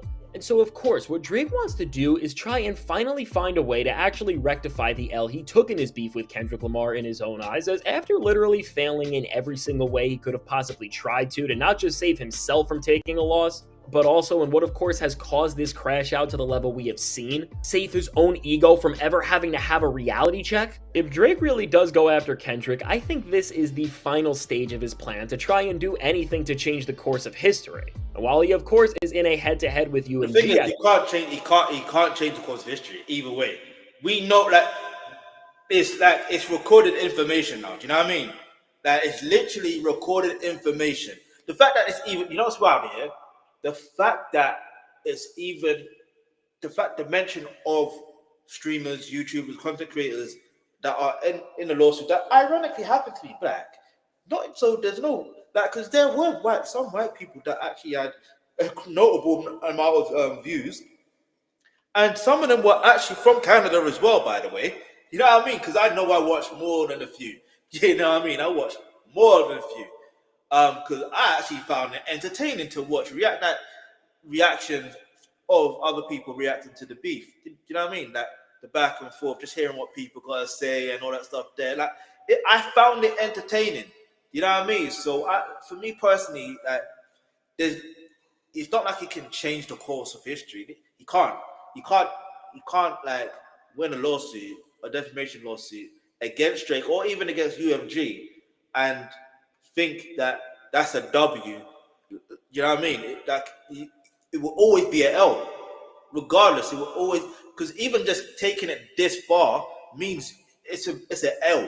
Like it's not even a thing where in years to come people can say, "Oh, it was debatable Kendrick won," or debatable that Nas won. You see, the same way that some people would debate, that Nas won or Jay-Z won. There's still this debate for years. Decades, like listen, you know how long ago that beef was? Do you understand? Like, and then even you got LL Cool J and he had one with cannabis as well. Well, we know he won against cannabis, that's a fact. But you get the point I'm trying to make. You know what I mean? I think even there was Ice-T versus LL Cool J as well. That one again is debatable. That do you see what I'm trying to say? Anyway, let's keep it moving. That's what hip hop should be about. It should be about years later we're debating who really won. Like, do you know what I mean? Because years later you can listen to something again and be like, nah, you know what? I actually think they won because of this or that. You know what I mean? Like, but obviously in this situation, it really comes down to the very fact that this has now come to a lawsuit. Regardless of whatever happens, this is now a federal lawsuit against UMG. Would he go against Kendrick? I very much doubt it. I'll be surprised, and like we said, he may surprise us. Like this guy said, he may surprise us, and I don't know. We'll see what happens. At the moment, as hip-hop already lost respect for him, and all of us saw through the trick of him going after his label for Not Like Us as opposed to Kendrick directly, because it's always been so obvious why all of this is happening in the first place. But the only benefit Drake has when it comes to anything in this situation really is that he already has lost so much, and he already walks around with no respect in the first place, which would really just make this entire effort a move where he is playing for pure pettiness and not to better himself but only to bring down others. And now what really makes this situation concerning when it comes to Drake actually filing a suit against Kendrick is that when it comes to Kendrick Lamar and Not Like Us, we are about to get a stretch of time where the record and Kendrick are going to be getting more attention from the general and casual public than they have ever seen. As of course, as the Grammys are February 2nd, and Not Like Us is projected to win multiple awards, this will of course make this entire situation even crazier. And then after that, there is going to be the Super Bowl. And really, at this point, Kendrick's actual performance is really going to be bigger than the game, because with all of Drake's crying and the actual suit at hand,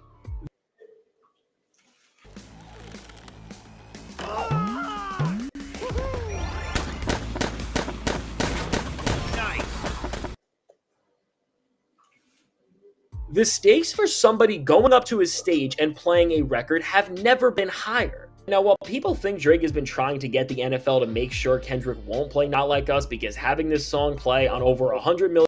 Yeah, that's the thing. Some people do think that. I was thinking that at first. I don't know what he wants. You know what it is? I feel like Drake is just trying to find a way to get a W, and obviously in his head and in his mind, he's thinking, if I do this, I'll get a W, and it's a win for me, and cool. That's all that matters. But he's not realizing this is not hip hop. Do you know what I mean? This is not hip hop, right? You can't be doing this and thinking it's hip hop. Okay, cool, he may not care about hip hop anymore. But it's like at the same time, it's like, what does he want? I feel this is what I genuinely feel.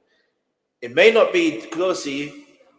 It's not going to be a thing where he can't where Kendrick can't perform Not Like Us. If that's the case, then it is what it is. But when I say it is what it is, you do know that regardless of whatever happens, they're going to be singing Not Like Us in the first place. Do you know what I mean? The crowd are going to sing it in the first place. So that's another thing. You can't. That's how you know when a song is actually a massive hit. When regardless whether you're allowed to perform it or not, people are gonna want to know. They'll perform it for you. How about that? You know what I mean? So I guess it's a catch-22 because he's caring about this stuff, and he's acting like he doesn't care, but he genuinely does care, and he's I don't know, man. It's so weird. It's a weird situation, man. Million casual viewers TVs will manage to make his public image even worse and really solidify Kendrick's win and this change in his downfall as a whole. And while he has definitely been trying to push for this behind the scenes for exactly this to happen, as even Drake did a collab with the NFL not too long ago to try and create some sort of tie with him, and with him deciding to release all of these claims within this time, it seems to be a very intentional way to try to scare the NFL from having Kendrick Lamar play a record that is already under the microscope like it has never been before. But even with Drake doing all of this, I don't think he's had any look. I fully hear that, and I was thinking that, and I thought, nah, it doesn't make sense because look, Rock Nation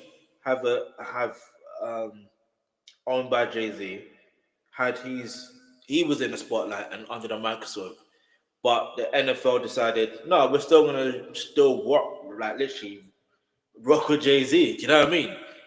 Because we know these other you know what I mean? We're gonna stand by him.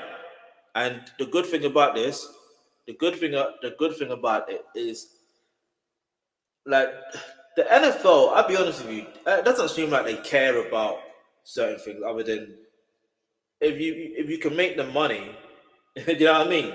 And you get the eyes and attention of viewers, it is what it is. Like, this is what Drake needs to understand. If you've got a deal with NFL, have your deal with NFL, do your thing. If Kendrick has got his deal with NFL to perform at halftime Super Bowl, then he's gonna do his thing. It doesn't always have to be a thing where even if Drake is scared to pull up, he doesn't need to be there. You know what I mean? He doesn't need to. He doesn't need, like, if he's got his shot, he's got his thing, cool. If people will buy, they will buy. It's not that deep. Like, I don't understand why he's moving like this. I don't know. Like, I doubt it, because the NFL, like, think about it. If the NFL agree to the fact that Kendrick Lamar shouldn't be performing Not Like Us, or if it's a case of you can perform it, but you've got to eradicate these words and you've got to change it, then I'm telling you this for now, and I'm telling you this for free. I guarantee you that's not going to go down well. Do you see what I'm trying to say? That's not going to go down well. It won't go down well. It just won't. It just won't. That's just how life is. Because people will have something to say about it. Do you know what I mean? And I don't know, man. No, this is a weird time, man. A weird time. It's a weird time. Oh, that's all I can say. Because it's unpredictable.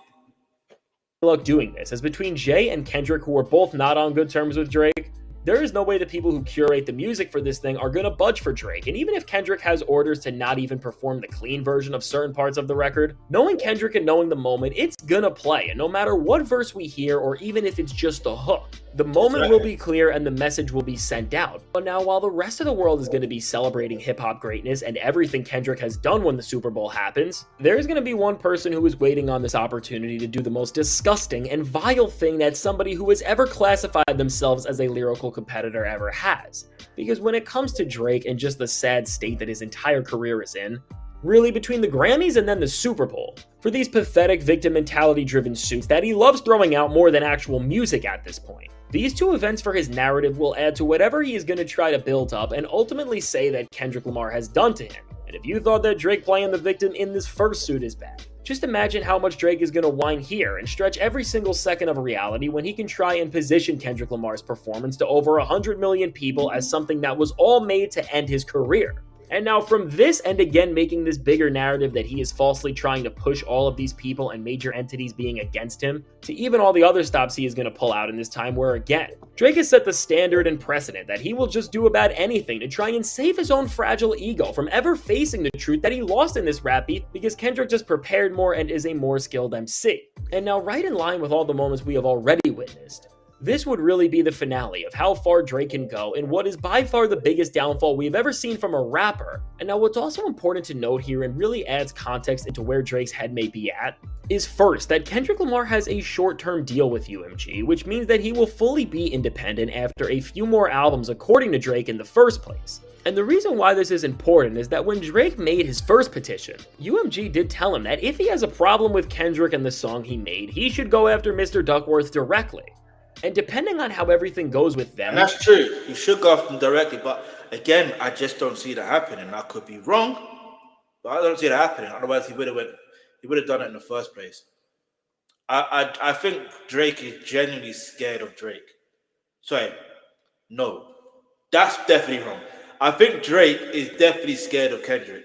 100%. He's scared of him. I'm convinced of. He's scared of him. Ultimately, even more than Drake just waiting for all these events to line up so he can play the biggest victim card ever, he may be waiting to get a green light from the label so he doesn't look as soft as he otherwise would, or so he doesn't have to handle two of these things at the same time. But overall, no matter where Drake goes from here at this point, this guy is just going to stay as the villain of hip-hop and really as the worst thing that has happened to the genre in so long. Because to be at this point where he is now with his label and what could become Kendrick Lamar very soon, he is now trying to change the entire rules of rap beef and lyricism as a whole. And really, wherever he goes from here with all of this, there is no longer any way he can go up from here. And the only thing that he can do at this point, and I am sure that we will see, is just find more and more ways to ruin his reputation and take his legacy out of every single conversation until he possibly can anymore. And so now with all of this said, let me know, what do you think of where this entire situation with Drake is going, and how do you think it's all going to play out from here? Now, I can't wait to hear what you have to say, and if you made it to this point in the video, be sure to leave a like and subscribe. It helps me out a ton. And now if you want to see why I think Drake just made the worst move in hip-hop history already with what he just did, check out the suggested video.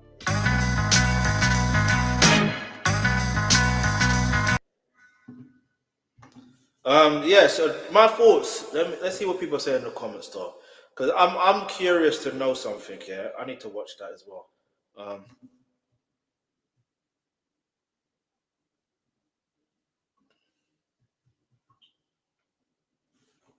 All right, so let's see what people say in the comments real quick.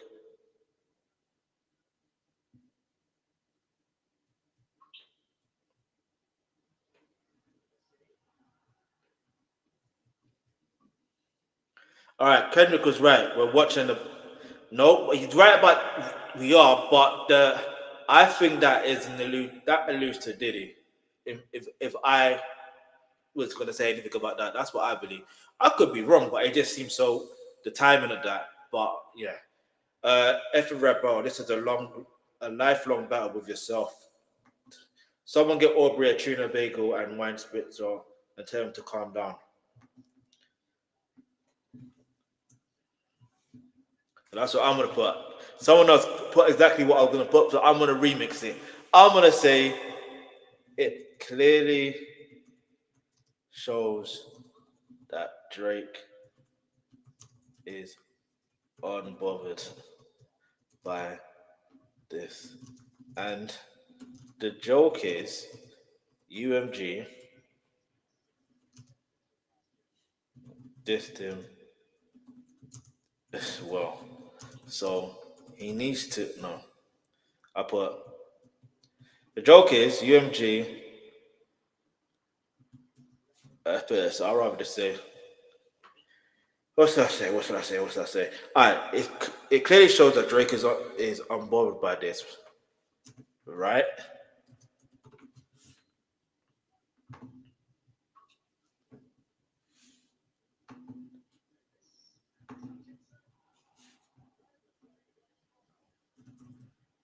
Hold on. But honestly, I think Kendrick is ready for Drake next steps. Because remember, you're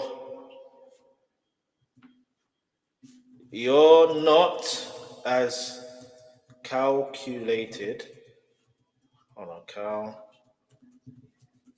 calculated.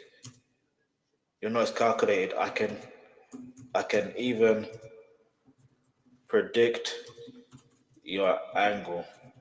Do you know what I mean? That's what Kendrick said in Euphoria. So imagine what he's thinking now. Like, this is what people need to analyze.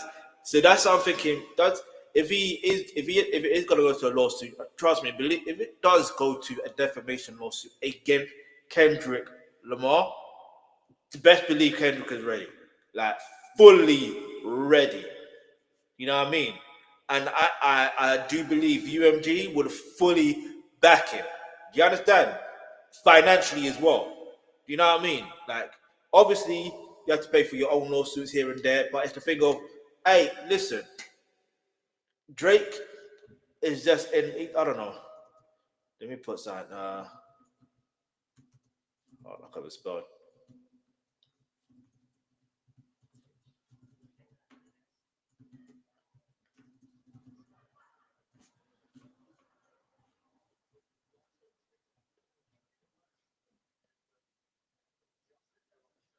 Get me? Why calculate? You're not calculated. I can really bring the angle. There you go. Here we go, Big Lou. Let's go. B Lou, let's go. Get me? You're a fan of Z. I have to finish writing this paper. I'm swamped. Just get Grammarly. It's free. Can it help with what I wrote last night? Grammarly will catch all those spelling and grammar errors and... Man,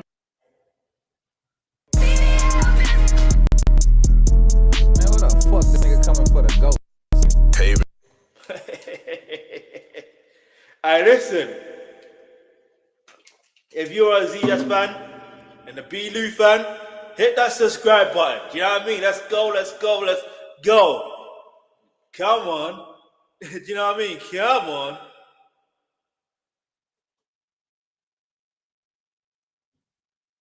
So I was watching the football. I want to watch my team play, my Nigerian team. But anyway, keep it moving. But Even this shit crazy. I'ma show this nigga who to really go there, nigga who really the best of them. Niggas be going outside, bumping their jaws and talking about shit they ain't had. Niggas be going outside, why'd you worry about us? Go get you a bag. Niggas be going outside, certified pussy boy, we know he mad. Niggas be going outside, certified pussy boy, get in the lab. Niggas be going outside, bumping their jaws and talking about shit they ain't had. Niggas be going outside, why'd you worry about us? Go get you a bag. Niggas be going outside, certified. it's true, like worry about getting the bag. Why you worrying about us for? Do you know what I'm saying? But that's why he's upset, because you're getting the bag from the whole situation. So I hear what Drake's trying to say in it. You know what I mean? But it really is CPB, certified e-boy. You know what I'm saying? Let's go. Pussy boy, we know he mad. Niggas be going outside, certified pussy boy, get in the lab. Go put the racks in the bag. All of that poppin', you going outside. We not the same in that mad, can't play with the goat. I give y'all a bye. So I see a gas station, as you call it in America. I see that, and then I eventually immediately think of, you want smoke, because Chip, aka Chipmunk, does shellings in Shell. So if you know, you know. You know what I mean?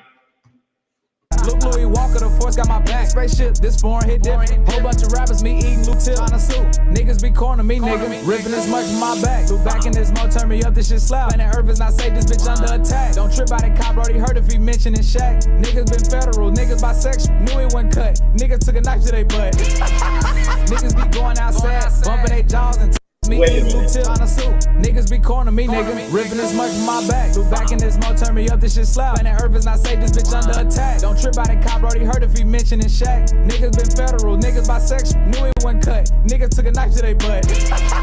Niggas be going outside, bumping their jaws and talking about shit they ain't had. I listen. The flow. Why is he spazzing like this? B. Why are you spazzing like this, man? I listen.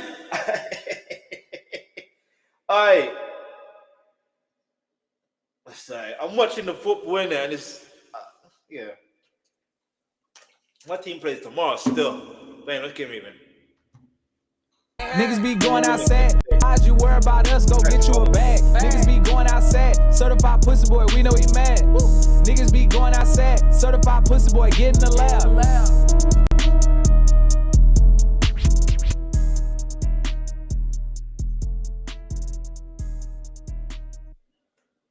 See, Drake? That's how you do it. You don't do a lawsuit. You don't include people in a lawsuit. You just say, if you have to put it in the music, then put it in the music. Here's what it is. You know what I'm saying? Do you see what I'm to say? Like, if you want to put it in the music, and it only makes sense if the person actually does. Kovacic, he's a legend for Chelsea anyway, so I'll allow him. Oh, man.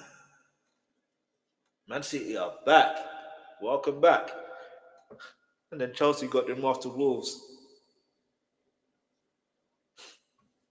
It ain't fair. No, I'm playing. Hey, anyway, let's keep moving. Let's see what people say in the comments. Get me trolling, having fun. Trolling, having fun.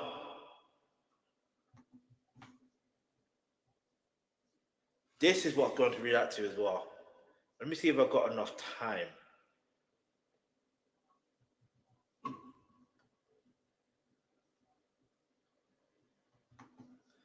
The famed bigger. Okay, sorry.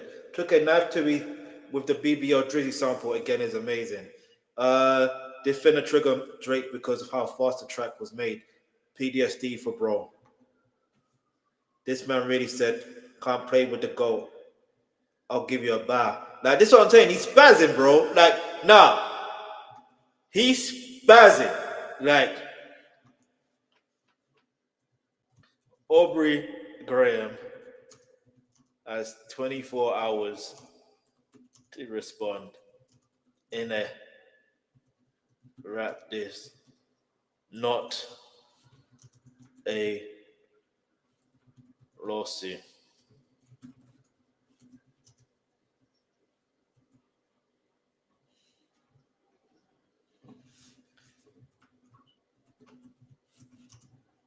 Clearly having fun, but man's got bars though. Man's got bars though.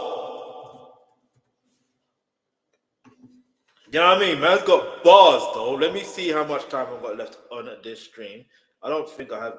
Maybe I've got like 20 to 30 minutes left. Yeah, like I said, I've got 20 to 30 minutes left. All right. So with that said, let me wrap to this.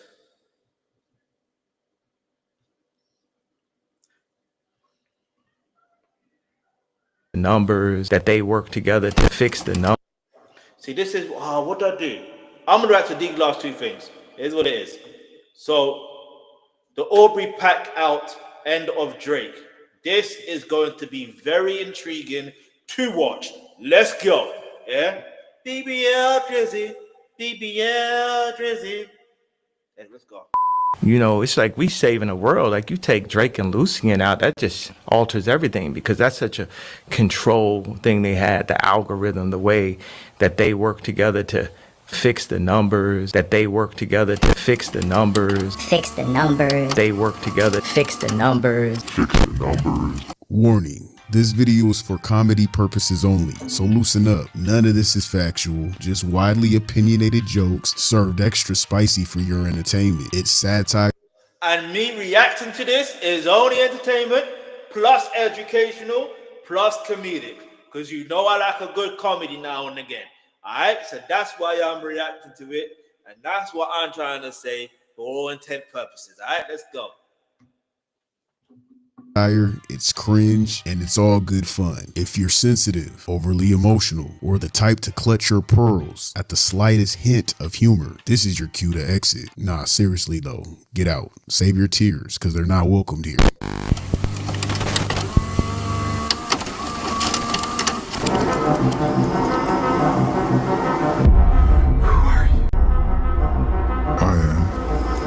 The writing on the walls. I am the sweet smell of blood on the street.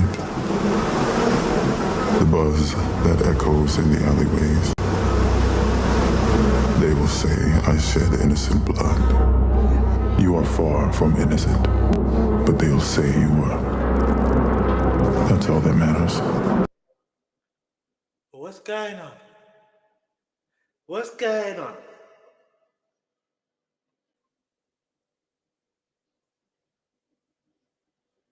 Goal number 3, bruv. Nice save. But anyway, keep moving.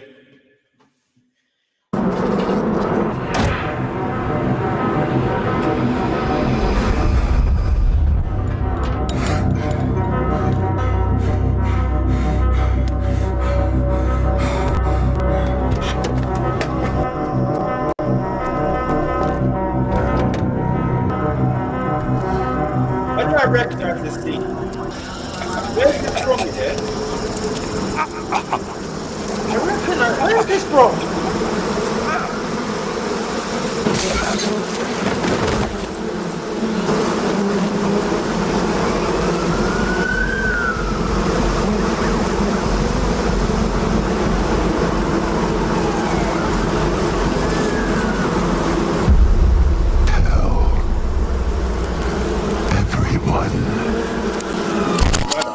Warning. Your local county authorities have issued a civil danger alert.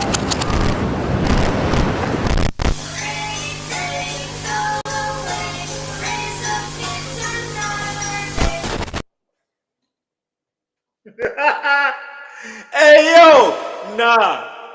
Delete it. You're foul for that one. I can't, it shouldn't even be that type of thing you can't even laugh and joke about, but it's just the fact of, you know what I mean? Oh man, yo, let's go.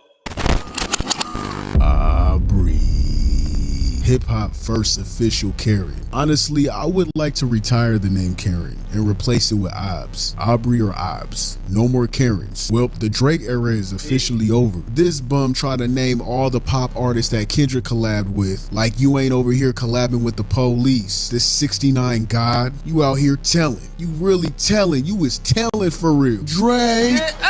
For those who are new here, welcome to the Pack Out. This isn't about journalism, it's not about righteous opinions. And I'm not coming from a moral high ground. I'm here to call out nonsense and bully these bums. I saw my dad get arrested by... Exactly, look, that's what it's about. This is why I'm watching this, yeah? Because this is what we need to do, call out nonsense.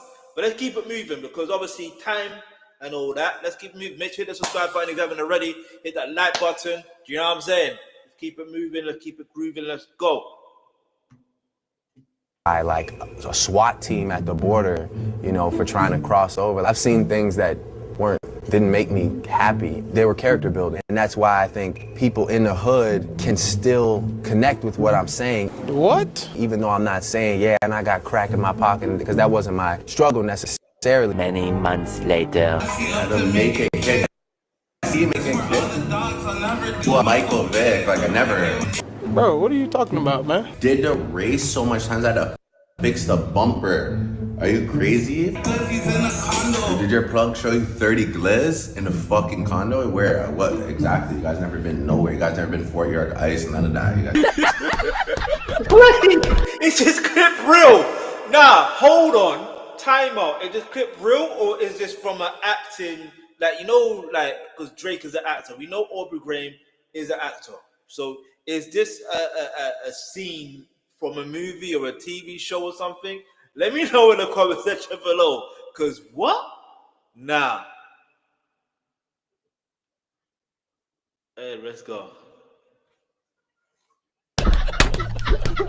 This man done gentrified rap. He said, get these ghetto heathens out of here. We are bringing in the suburbs. Drake has filed a federal lawsuit against UMG for defamation of character, harassment. Yeah, harassment. Ain't that crazy? I mean, the irony with this guy, Rihanna, Kanye, Serena, Whitney, Meg, harassment though, right? And the use of bots to falsely inflate streams. Yeah, this dude did a reverse Uno. Not even 30 minutes after he withdrew from his original petition. You know, the RICO he got against UMG, he took it back just to slap them across their face with an official lawsuit. I study rap battles for a living. This man has dragged and prolonged this beef entirely. If he started rap battle for a living, take the L, bro. Do you know how many L's that so many like even there's one name I'm gonna mention, but like, can I say the other? No. Like, there's so many names there, a list of names of battle rappers there that have taken so many L's. So many, they've had to take in word, no, did they? Like, that's what I said. Anyway, and they had to put up with it. So it's like, and they've lost. Do you know what I mean? Even if what was said about them was not true, they lost. So the point I'm trying to make is, if you really studied, you'd be like, all right, let me take this L. Or whoever you feel is the biggest in the rap battle league, whoever you think is the biggest, just learn from them. In fact, Daylit was on his team at one point. Do you know what I mean? Learn from him then. Ask him for advice. How do I handle taking this L? Do you know what I mean? Like, what should I do? I'm sure Daylit would have told him what to do or showed him what to do. I don't know. Do you know what I mean? Anyway, hit the like, comment, share. Let's keep it moving. By himself. Sure, you could blame the internet and media for keeping things alive, but honestly, if Drake didn't keep handing out so much free content for jokes over the past year and just stayed out the damn spotlight, this whole beef would have fizzled out like a flat soda. Instead, he kept shaking the bottle to just splatter it back in his face. Being covered in loser skeet is wild. Aubrey, if you don't wipe yourself off, if he would have remained out of the fucking way, this would have died down a long time ago. But he reignites it every chance he gets. He just a sad ass clown. Drake is out here proving that he's the thirstiest dude in the rap game. And it's honestly embarrassing. Instead of clapping back with bars, this man is weaponizing legal documents like some suburban dad trying to sue his HOA over a noise complaint. He's the certified Karen boy. Hey, yo. No. He's wild for that. He's wild for that. Nah, wait. But he reignites it every chance he gets. He just a sad ass clown. Drake is out here proving that he's the thirstiest dude in the rap game. And it's honestly embarrassing. Instead of clapping back with bars, this man is weaponizing legal documents like some suburban dad trying to sue his HOA over a noise complaint. He's the certified Karen boy at this point. How are you going to drag your own credibility through the mud just because Kendrick bodied you? You looking like a real loser, taking L's left and right. L's are just bending you over at this point. You are submitting to L's. L's are literally strapping you the fuck down. You have fully submitted to L's. You're L's bitch. Kendrick, on the other hand, is chilling in silence, letting the diss track Not Like Us do all the talking. That's how you handle beef. Quiet, confident, and undeniable talent. Meanwhile, Drake is in the corner writing lawsuits like a scorned ex who can't let go. Drake! Aubrey. It's the Meek Mill part. Get up. Hey, yo, nah, oh man, look at me. Come on, Obs. Kendrick didn't even flinch, and that's what really killing Aubrey. The silence is louder than any track Drake could ever drop right now, and he knows it, because with Aubrey, he'd rather play victim, you know, a damsel in distress. I study rap battles for a living. Boy, if you don't get Drake, I could see right through you. I knew you was a Karen deep down inside. Don't forget, I predicted this lawsuit, this defamation of character lawsuit that you got going on. I uploaded a video on April 24th, 2024, only a couple of days after your Tailor Made drop, and 6 days before Kendrick's Euphoria drop. I said in this video, if Kendrick Lamar even thinks about bringing up these PDF allegations, you will sue him. The only thing I was wrong about is that you didn't sue Kendrick Lamar, you sued UMG. But I knew you was gonna sue. Kendrick has not dropped his diss track yet because I'm pretty sure he wants to bring up the vibes from Drake. And those type of accusations, if you don't have the facts and the proofs to those allegations, that's defamation of character. They will be able to sue Kendrick Lamar. And with UMG backing him, that will be a hard case to fight because Drake isn't from the hood. Drake isn't gonna handle this like a regular nigga would handle this. But you be crazy if you think Drake's not gonna sue Kendrick Lamar if Kendrick Lamar drops that bomb about him being a pedophile. Aubrey, you have been buzzing like an annoying gnat. Aubrey. Hey, yo, let's keep it moving. Hit the subscribe button, like, comment, share. Let's go. Crying around our ear since Not Like Us dropped. And you know what? I hate how this beef centered around race. It brought unwelcoming guests to chime in with no cultural knowledge to even speak on the matter or have an opinion. And people try to make their own narrative about what Kendrick meant with Not Like Us. So to the uncultured people and also to the overly woke mob, because you guys overdid it too. This had nothing to do with Drake's complexion or him being biracial. Black is black. We come in all shades. It was because of how Aubrey was raised and how he wasn't raised on black principles or black facts. Because when you think about it, look, I'll give you a prime example, yeah? Eminem. Like Eminem, this may sound nuts, but it's not nuts because it's facts. Right. Eminem, he's authentic. Like he raps from a place of authenticity. And when you rap from a place of authenticity, you originally are gonna pay homage. Like, okay, yeah, some may say, oh, but Drake does pay homage. He has paid homage. No, but he's not genuine. Even despite like Eminem, like despite many fully rating Eminem's like lyrical skills, he could arguably be in a top 5 conversation. You know what I mean? Arguably. But then we won't even talk about that for now. But what I will say is he has what was that lyric? He said a lyric. I want to get to that lyric real quick. He said something about it's in the song Renegade. In the song Renegade. Renegade, never been afraid to say what's on my mind. All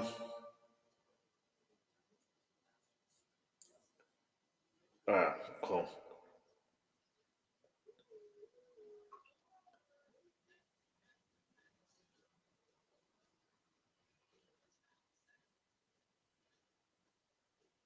No, yo, let's keep playing. I'll find it. Don't worry, I'll find it. Don't worry.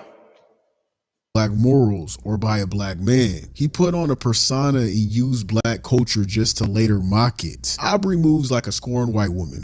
He's a scorned white woman cosplaying as a black gangster. Ain't nothing wrong with being a scorned white woman. He ain't a black gangster though. And his most recent antics are proof that Kendrick and Rick Ross were right to reveal who he truly is. First of all, I live in an all-Jewish area, so where is that? Forest Hill. Okay. I went to a predominantly Jewish school growing up. I definitely had a bar mitzvah in an Italian restaurant, mind you. Yeah. A nice Italian restaurant? A very nice Italian restaurant.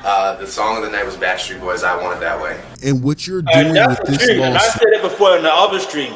It might have been on my other channel. And I was singing, and I want it that way.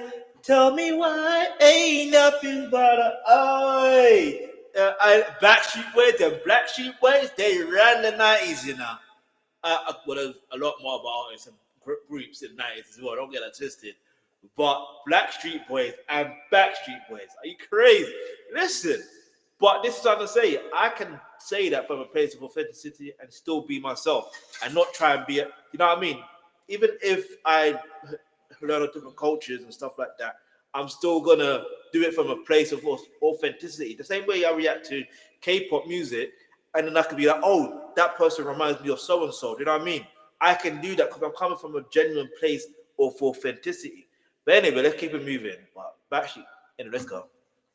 Is exactly what Kendrick meant of being a colonizer to hip-hop. You're black when you want to be, to use the culture for your wealth, but at heart, you're a white woman tripping over things, screaming while running away from the boogeyman, running up the stairs instead of out the door and shit, just tripping and falling over. I study rap battles for a living. Can you believe this dude had the audacity? No.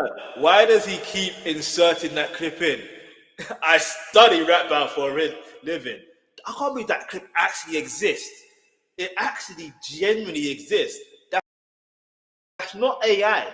Because I'll be real with you. There's been a time when I watched an interview before with Drake, and he has mentioned about him studying rap battle. That's why, in a way, I was excited for this battle. I knew he would lose. Don't get it twisted. I knew he would lose, but I was excited because I'm like, if you study rap battle, then you're gonna. You know what I mean? It'll be a good back and forth. No, did it? It'll generally be good to witness. You know what I mean? But because it's just a competition of the art. It's just a competition of lyrical skills. You know what I mean? But the fact that he took it further by mentioning Kendrick's wife, he didn't learn from the last time when he mentioned Pusha T's wife. The only reason why it didn't go any further, because remember, we were supposed to have a surgical summer. Imagine if we had a surgical summer, this situation wouldn't have happened. However, maybe he would have brought a lawsuit. Maybe he would have, well, we don't even know. But anyway, let's keep moving. Now that's doing too much. We ain't gonna say audacity. This dude had the audacity to post this cringeworthy statement on his Insta talking about Aubrey. If that ain't the most wonder I ever heard in my damn life. I just told y'all the last video, Drake is getting on my last nerve. But I love making fun of his fan base, bro. They get mad as hell. Their feelings really be hurting shit. I like it. I like making them upset. All right, so the lyric I was talking about from Eminem, yeah, it's on the song Till I Collapse. And he goes, he says, Eminem says, I got a list. Here's the order of the list. I got a list. Here's the order of my list. And that's in it goes. Reggie, Jay-Z, Tupac, and Biggie. Andre from Outkast, Jada, Corrupt, Nas, and Demi. But in this industry, I'm the cause of a lot of envy. So when I'm not put on the list, this ish does not offend me. See, this is what I'm trying to say. This is why I rate Eminem to a degree, because not to a degree, I actually genuinely rate Eminem. So it's I feel like when you're authentic and you can say things like that, because it's wait, I'm not in the list. Do you know what I mean? Your ego gets at you I should be in the list. But then when there's people ahead of you, maybe I shouldn't be in the list. Not even maybe I shouldn't be in the list, but if they're on the list, then it's cool. You know what I mean? Because I know they're ahead of me anyway. That part. And since Till I Collapse was released, in fact, I don't think they made an actual video for that. I don't remember. Cool. But anyway, ever since he's gone on to his career just kept on going the way it is. So it's and obviously he's gone and had a lot of beefs, a lot of rap battles, and he's won a lot. You know what I mean? He's the one that's really studied rap battles. You know what I mean? Anyway, let's go. Upset. Aubrey, let's not forget the root to all this mess either. Your insecurities about Kendrick Lamar. Every move you made in this saga, from the lawsuit to the leaked DMs, it proved Kendrick hit a nerve. Aubrey wanted to paint himself as the underdog fighting the system, but all he's done is confirm Kendrick's bars about him being entitled, insecure, a colonizer, and conflicted. Oh wait, and a liar. Am I forgetting something else? Besides a Aubrey basically confirmed everything Kendrick said about him in his diss tracks. Let's talk about how Drake's been losing his damn mind ever since Kendrick dropped Not Like Us. Dude's been spiraling so hard he might as well audition for the next season of Euphoria. He's drama queen. He's drama. I mean, he can audition for it. It's his show, innit? But I guess why he did it that. I guess why he mentioned it that way, because we know it's his show. You know what I mean? And in the song Euphoria, do you see? Hey, this guy's got bars. I'm just clocking. I'm clocking the bars. It's the way he's referencing stuff. Because Euphoria, you know what I mean? In the song Euphoria, it's called Euphoria for a reason, because that's the name of Drake's show that he's the executive producer of, and it's about teenage girls. Do you know what I mean? And then you have another situation where when the what was it? There's something else. There was in that particular song, in the first, it was in the first verse, and he says something about him aspiring.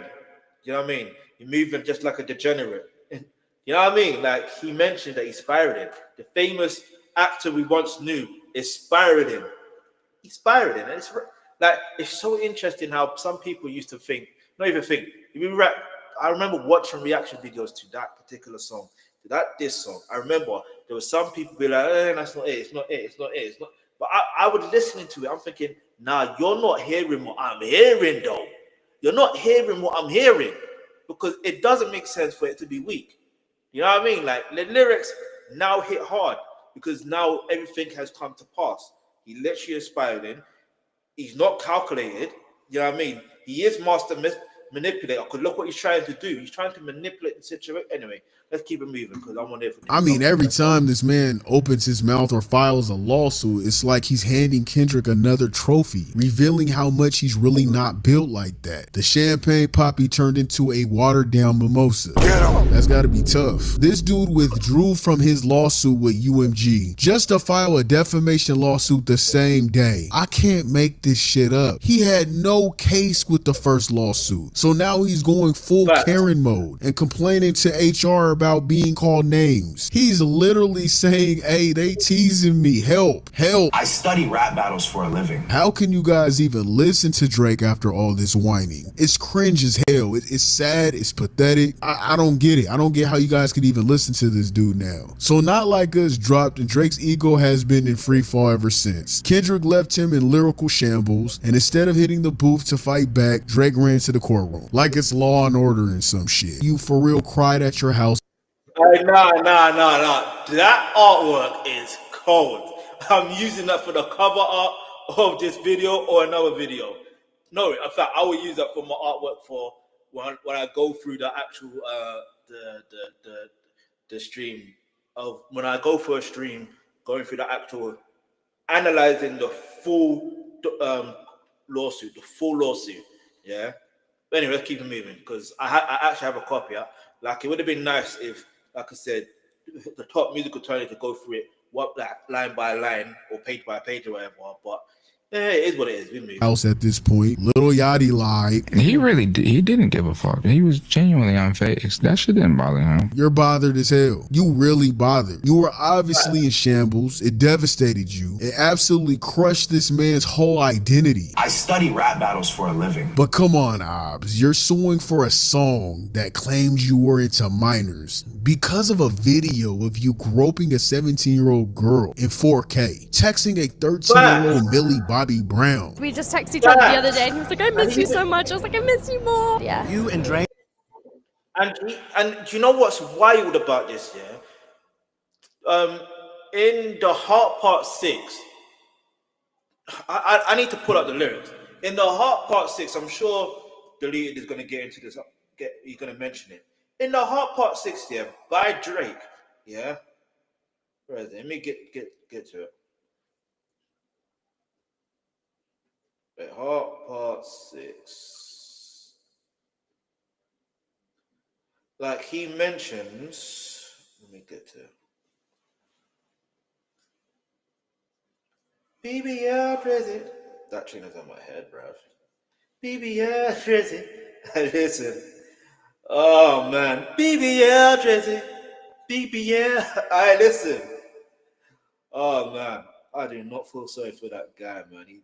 Anyway, let me focus because I'm not about someone. I don't look. It's not that I care about his downfall or anything like that. It's not about that. I rather truth be told. I rather we learn from a lot of lessons, and I rather, you know what I mean, like we find a solution to certain things. But at the end of the day, like I said, it's just entertainment and also for educational purposes at the same time. So, but anyway, what was I gonna say? You mentioned all right, so he just says only effing with Whitney's, not many Bobby Browns. I've never looked twice at no teenager. I'm effing hitmaker dog, not a peacemaker. It's like you didn't need to bring up that. You didn't need to. But now that you brought it up, you did actually, you know what I mean?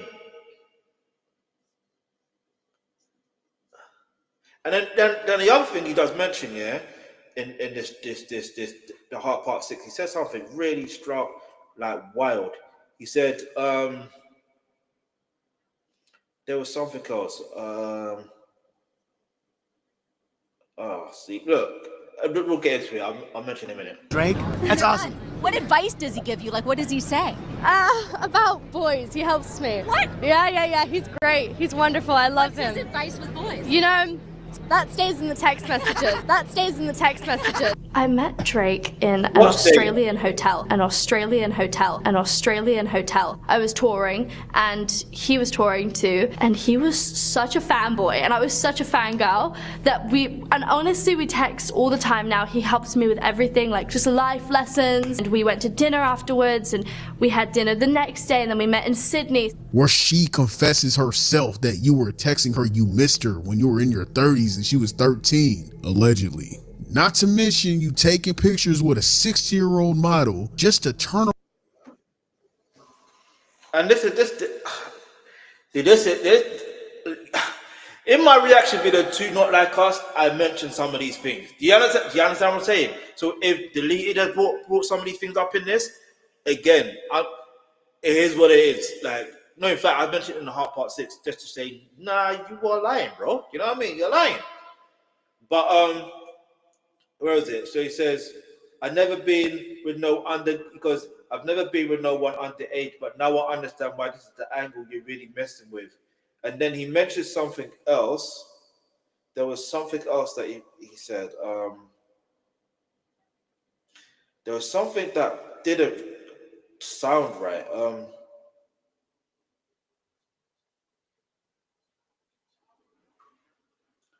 Let me continue. Turn around and take her on a date the moment she turned 18, as if you were waiting for her to become legal. That's called grooming, allegedly. So when someone addresses it, you want to go and sue now. This has been going around the internet for years, dude. It's been going around the internet for years, and you thought no one would ever confront you. You thought no one would confront you about taking advantage of the star power you had with impressionable young women, allegedly. Drake has literally stated and recognized these online gossips himself in his song with Yachty before this beef. Widows in my comments talking about some Millie Bobby look. And he even tried to be funny, telling Kendrick to use the young girl card with Tupac AI voice.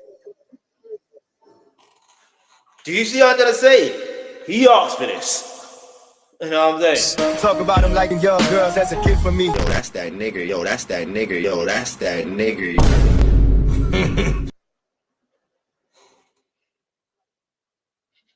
Anyway, so this is what he even said. Look, this is why we're on this topic. He said, just for clarity, I feel disgusted. I'm too respected. If I was effing young girls, I promise you I'll have been arrested. I'm way too famous for this ish you just suggested. Like, come on, man. Like, come on. Dude, like, come on, man. Anyway, if you made it this far, make sure you hit the like, comment, share, subscribe. Let's go.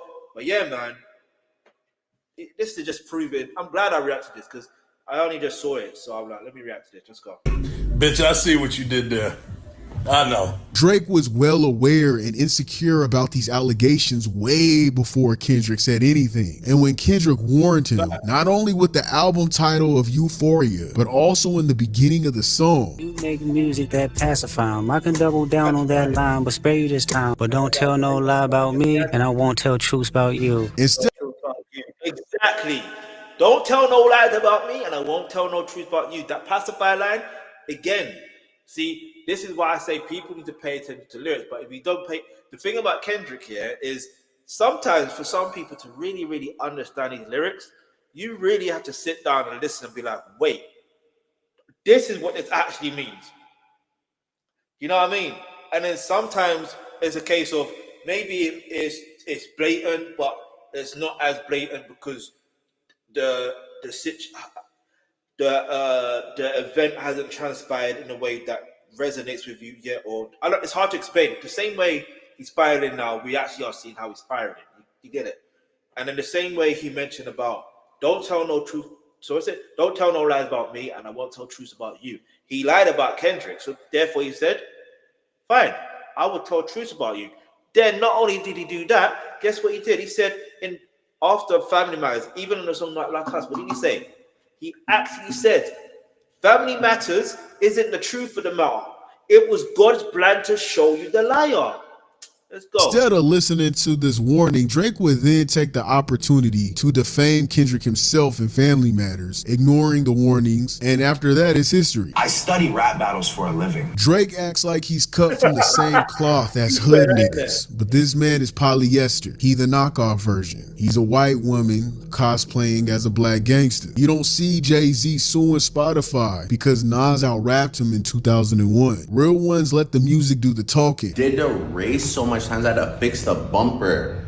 Are you crazy? Fucking TPS is ramming into my man's whip, dog. What the fuck? The man had to fix that. You guys crazy. Don't get me gas. You are down bad. Aubrey, you for real acting like the HR department for hip hop, filing complaints about unfair treatment? It's crazy. It's clear Officer Drizzy has 0 OGs in his circle too. No one to smack some sense into him and say, Aubrey, sit your stupid ass down somewhere. Stop embarrassing us. Stop snitching, Aubrey. He's surrounded by yes men hyping up his tantrums like they're iconic moments, but they're not. They're stupid. Aubrey is his own worst enemy at this point. He for real thought suing UMG and Spotify would make it look like he the hero fighting for his artist rights. Instead, he came off like the rap game's first Karen. He didn't just tarnish his image, he wrecked it. The guy who gave his worst behavior is now the guy who files lawsuits when he can't take criticism. I mean, I guess the title of the song actually states what his antics are, but damn. And y'all got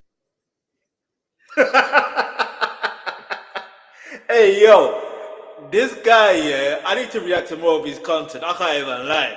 Hey, yo, like I said, comedy vibes, innit? Let's go. Hit the like button, subscribe, let's go. Share, let's go. I gotta keep it lit, man. His career will never hit the same again. All money ain't good money. And right now, his legacy is hanging on by the threads of his old catalog. Drake's dropped so many hits over the years that the streams from his classics are doing all the heavy lifting, keeping his numbers afloat. It's like he's coasting on a greatest hits playlist instead of creating anything new that sticks. So the original petition accused UMG of colluding with Spotify to boost Kendrick's diss track, claiming they use bots and cut licensing deals. Aubrey, you've been the Spotify poster boy for years. Every time we open the app, your face is plastered across a playlist. Now you want to go and cry foul because the algorithm said, nah, fuck all that pussy shit. We ain't listening to this no more. What kind of entitled shit is that though? Aubrey claimed UMG gave Spotify a discount to promote Kendrick's track. Meanwhile, this man's been swimming in corporate backing his whole fucking career. The irony is so thick you could spread it on a cheeseburger and throw it to academics. That doesn't make sense. I just wanted to call academics fat for no reason. If there's a mouth Wait. Nah, I wasn't ready for that one. Because you know how Erica Badu calls academics Jerry, innit? And Jerry's a mouse, and obviously academics is, you know, a larger character. Let me just put it that way, because even with my own weight, do you know what I mean? Let me not be bad mind. Do you know what I mean? And I've got to be careful because you know how it goes to YouTube on the YouTube streets. But yeah, that was funny. Oh no. Drake's dropped Let's so go. many hits over the years that the streams from his classics are doing all the heavy lifting, keeping his numbers afloat. It's like he's coasting on a greatest hits playlist instead of creating anything new that sticks. So the original petition accused UMG of colluding with Spotify to boost Kendrick's diss track, claiming they use bots and cut licensing deals. Aubrey, you've been the Spotify poster boy for years. Every time we open the app, your face is plastered across a playlist. Now you want to go and cry foul because the algorithm said, nah, fuck all that pussy shit. We ain't listening to this no more. What kind of entitled shit is that though? Aubrey claimed UMG gave Spotify a discount to promote Kendrick's track. Meanwhile, this man's been swimming in corporate backing his whole fucking career. The irony is so thick you could spread it on a cheeseburger and throw it to academics. It doesn't make sense. I just wanted to call academics fat for no reason. If there's a Mount Rushmore The fact that you ended with it doesn't make sense. I just wanted to delete it. You can't do that, bro. You can't do that. That's foul. But we're here for it anyway. You know what I mean? We are here for it for entertainment purposes only and fair use only. All right? Remember, I'm only reacting to this because it's entertainment and it's also educational. The whole point, and I'm getting from this, is you have to be authentic. You have to be yourself. Do you know what I mean? And if you got to learn how to take your L's. Learn how to take L's. L's aren't just about rap battles. If you lose a rap battle, there's L's in life, and you got to learn how to take those L's. There's there's so many L's that happen in life that sometimes it's funny because how do I explain it? But we'll talk about it in another video because that is a really good subject to talk about. How can you take certain L's in certain areas of your life? But anyway, let's keep moving. More for industry plants, Aubrey's face is front and center. Aubrey is so disconnected from reality. He really thought this lawsuit would make him look noble. Instead, it highlighted how thin-skinned and how bratty he is. It's fucking spoiled brat. Only child syndrome. This is why you shouldn't have one child. This is why you need another kid. You need at least 2 kids. It balances it. He has this only child syndrome where he thinks he gets his way. He's made his own image look worse by how he's been moving ever since the beef. Drake's image took a massive hit with this whole fiasco. He didn't just lose credibility as a rapper, he lost credibility as a man. How you gonna try to flex like you're built different and then fold when things don't go your way? I study rap battles for a living. Aubrey, you're fragile. You're hella. I study rap battle for a living. Hey, one more time.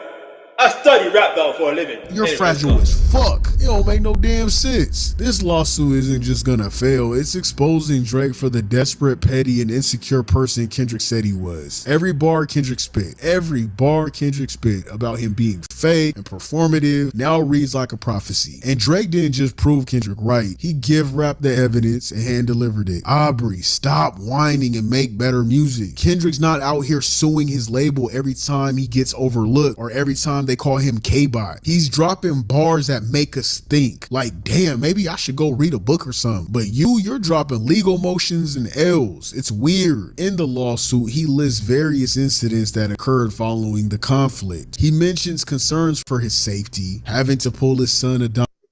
Here we go. Because you know deleted, you know what he's gonna do. We know what he's gonna do. We're gonna hear him talk about the whole situation where, you know what I mean? Let's look at what really happened. You know what I mean? Let's look at what really happened. Let's go. Adonis out of school, experiencing prejudiced comments for being Jewish. The irony, I mean, you started with the whole slave-free shit, but all right. His house being shot at, his bodyguard being injured, and enduring online bullying. He also claims his name and character were defamed, including being labeled a PDF, and accuses UMG of allowing content creators to profit from reacting to the viral song, further amplifying the smear campaign against him. Now, to be clear, for those in the back, he didn't sue these creators. No one was served papers. Nah, this falls under the fair use content. He couldn't sue reaction channels for that even if he wanted to. Aubrey would only be able to sue if they make up false claims. Hang on, I'm gonna have to go back to that. What was that? Nah, this falls under.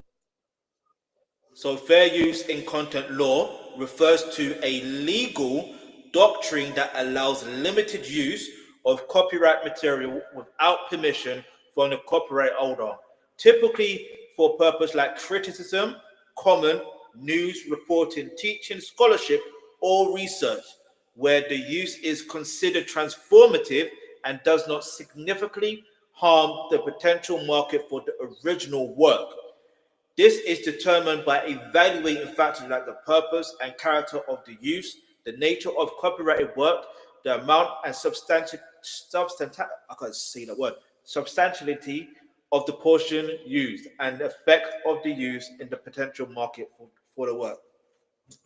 We will learn about that in my other channel, you know what I mean? So anyway, back to this. And by the way, make sure you hit the like button if you haven't already. If you're here, hit the subscribe button. If you haven't already, share. Let's go. Under the fair use content, he couldn't sue reaction channels for that even if he wanted to. Aubrey would only be able to sue if they make up false claims or fake news. But reacting to videos, that falls under the fair use content law, and it would be illegal to sue. He would only be able to strike the video like any other time someone who feels like their content is being stolen, or that's about it. You can't change the laws. So no, nothing will happen to these streamers or reaction channels. And no, they won't have to pay a dime back. They just simply get flagged. However, he's being a hater and fucking up future bags. He's making it hard for future reaction videos, where UMG will probably continue to copyright content to avoid things like this, which means no more getting paid for songs at all. He used these creators as references or examples to support his claims, likely selected the most viewed content to demonstrate how hate was being spread to millions. However, this bozo is pretty much sneak dissing and snitching, just trying to fuck up another black man's entrepreneurial bag, and I can't respect it. You see, the problem I see with him doing this is that he only had an issue with the black creators, which is odd, considering the I knew he was going to mention that. I knew he was going to mention that. Let's rewind it for a second.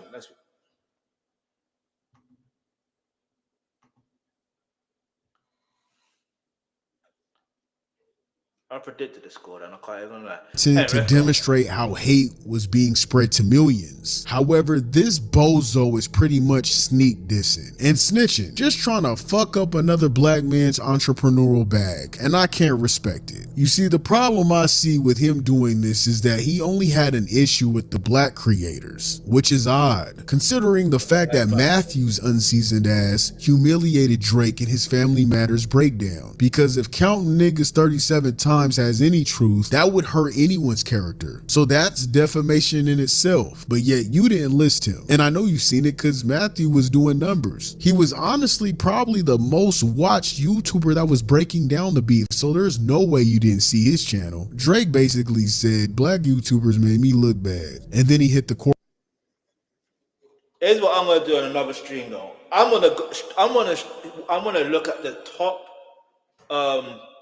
videos number wise in regards to Not Like Us and react to that. You know what I mean? Let's go.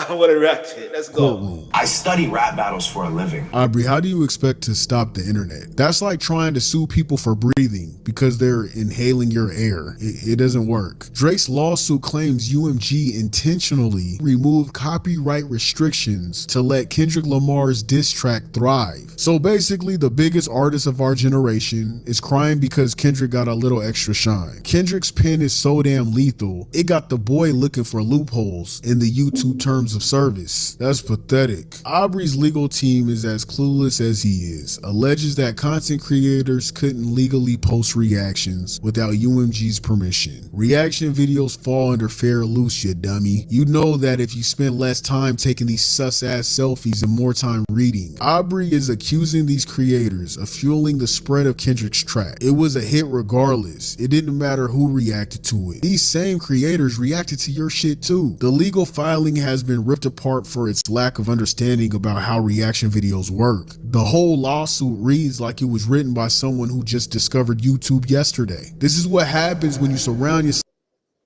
This is what I need to read. I need to actually fully read the lawsuit so I can understand what it is. Well, I've been on this for longer than I wanted to. So let me So just with read yes through men, this. Aubrey, instead of hiring people who know how the world actually works. Aubrey out here saying UMG rigged the system for Kendrick. Nah, bruh, Kendrick didn't need bots or conspiracies. His diss track hit because it was fire. Reaction channels didn't blow it up because they were paid to. They did it because people wanted to hear it. Kendrick dropped Ether and Drake responded with paperwork. I study rap battles for a living. At this point, Aubrey's lawsuit is pretty much entitled energy. Instead of addressing Kendrick creatively, Drake took the legal route, and it's making him look like a clown. Imagine suing because you can't handle being roasted online. His lawsuit is nothing but a poorly disguised tantrum. Maybe now people will finally wake up and see what everyone's been saying about Aubrey this whole time. The way he operates in the industry is straight up slimy and sleazy, and now he's dragged the same toxic energy into the streaming world. It's like watching someone take their bad habits and spread them like a virus. Disgusting behavior that's impossible to ignore. So filing lawsuits, crying over YouTubers, and blaming everyone but yourself, it's clear the boy doesn't run anything anymore except his mouth in court. Screwface John actually took to X to call you out, Obs, showing and proving that UMG did the same with your songs that they did for Kendrick Lamar. UMG wasn't playing favorites at all. You're so goofy, making yourself look crazy at this point. This man literally told Kai to react to his diss track during the beef. Drake just text me! Stay on stream. I repeat, Drake has officially said, stay on stream. But now when those same reactors are eating up Kendrick's masterpiece, suddenly it's a problem. Nah, bruh, you can't have it both ways. You basically saying, don't clap back at me, it ain't fair. Drake wanted the internet's attention, but now that everyone is sigging on him, instead of writing for him, he's telling. He out here telling, he's snitching. He turned into Officer Drizzy. At this point, the third Hey, yo, I was wondering what would be his nickname, yeah? Because you know how Rick Ross, not the actual Rick Ross, the rapper Rick Ross, we now call him Officer Ricky because of Lloyd Banks. If you know, you know, right? Get me? So, that's how we know his nickname is Officer Ricky, regardless of whatever situation, his name is Officer Ricky. All right, so watch this. Now, obviously, with this situation, do we call him so now we call what Drake Officer Drizzy? Nah. I don't even think that sticks. I think probably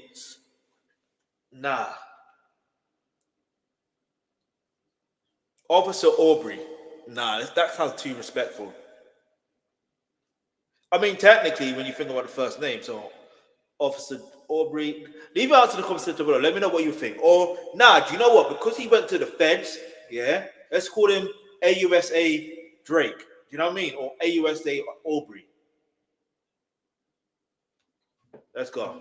thirst for validation is unbearable. Hey, I heard somebody on another channel, he said that Aubrey hopped on more L's, and they're not talking about Millie Bobby from Stranger Things. And I couldn't stop laughing. Aubrey, you are giving us all secondhand embarrassment, you dumbass. And this part is theoretical. Like what I'm about to say, there's no facts to this. This is just my take. Well, all of it's just my take, really. But I'm low-key side-eyeing you, bro, with those messages with Chris now. It was low-key a setup. Carefully orchestrated chaos to distract y'all from the real L's. Aubrey over here quietly withdrawing his lawsuit against UMG and Spotify, and then also his new defamation lawsuit. He thought he could finesse the internet and ended up playing himself. First off, Chris didn't just leak those DMs out of nowhere. Now, I think that dude was a part of the distraction team. Drake knew his lawsuit was collapsing faster than his credibility. So Chris, the so-called bitter friend who conveniently leaks DMs where Drake is dragging LeBron, whining about UMG, and just like that, everyone's gossiping about LeBron. Drake knew. Okay. That makes sense. It makes sense. Do you know what I mean? Because it's like, why would he? Do you know what I mean? Okay. But the irony is that was short-lived, very short-lived. Because no one really was talking about it. People were talking about why is Drake doing that, and it's like, why should we believe you? You gave us nothing to believe in because you lied about your. Listen, you lied about your religion. You lied about the. Listen, meet the Grahams. You know what I'm saying? Like, again, everything seems like whatever Kendrick says is true. Knew exactly what he was doing, stirring the pot, creating headlines, and dragging LeBron's family into his pity Olympics. Classic Drake move, manipulative and messy. And academics was being used as a pawn in Drake's little chess match. Drake fed Act the fake DM narrative, knowing he would run with it like a good little puppet. Thirsty as hell for Drake, by the way, but unknowingly was bamboozled by Obbs and Chris, jeopardizing his credibility so they can distract people from Drake's legal plans. That's what I think happened. That's not facts. That's what I think. Bringing LeBron into the mix wasn't just random, it was calculated. Aubrey knew that the internet would lose their minds over the rumors of LeBron cheating. It's messy, it's personal, and it's exactly the kind of drama that distracts people from the fact that Drake withdrew his lawsuit and submitted another. You already know that's that bland activity. LeBron's name was debate, and the world took it. Hey Drake, they're not slow. We're not slow, bro. We see right through your antics. What's it that Kendrick said? Let's get that full bar. Let's get that full bar before we actually finish with this. Because had my stream didn't have issues earlier, I probably would have been finished by now, if I'm honest.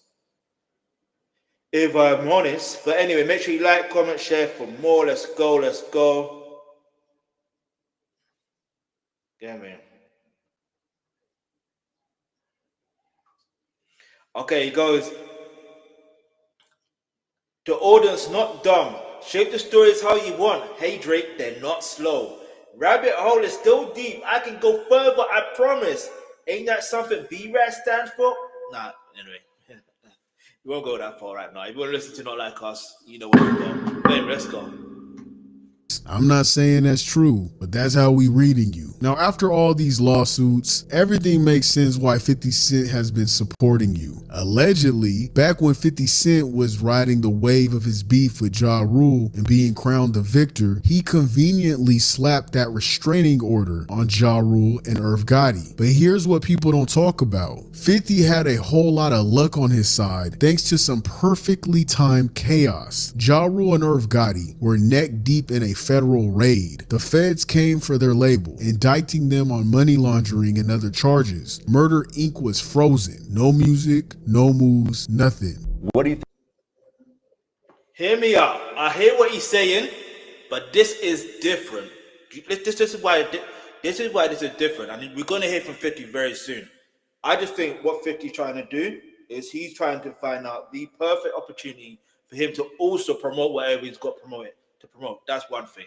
Because 50 is always going to use opportunity. He uses chaos to promote anyway. That's 50 Cent. He uses chaos to promote. He uses trolling to promote. Like, we know this. However, I will say this. The only reason why I feel like the reason why I feel like 50 was, I don't think he was siding with Drake, and I don't think he was siding with Kendrick. I don't think he was siding with anyone but his own self. It sounds crazy, but let's think about the time where with Troy Ave. After what happened to Troy Ave, what happened? We no longer see 50 talking about Troy Ave as much, do we? Same thing with 6ix9ine. Even in that song, he says, I didn't know gangbang. Like, he peeped game. He saw what was happening, right? And then also, let's get to the point with this whole 50 Cent and Ja Rule situation. You could say, yeah, the timing was perfect with the FBI, this, that, and third. You have to remember the whole situation with what's his name? Supreme. It was because of that situation. If Irv Gotti never, got into a situation with Supreme, you would have never ever seen this situation happen. You would never. Like, because what's the word? Supreme was basically, let me be careful with the words I'm saying here, allegedly extorting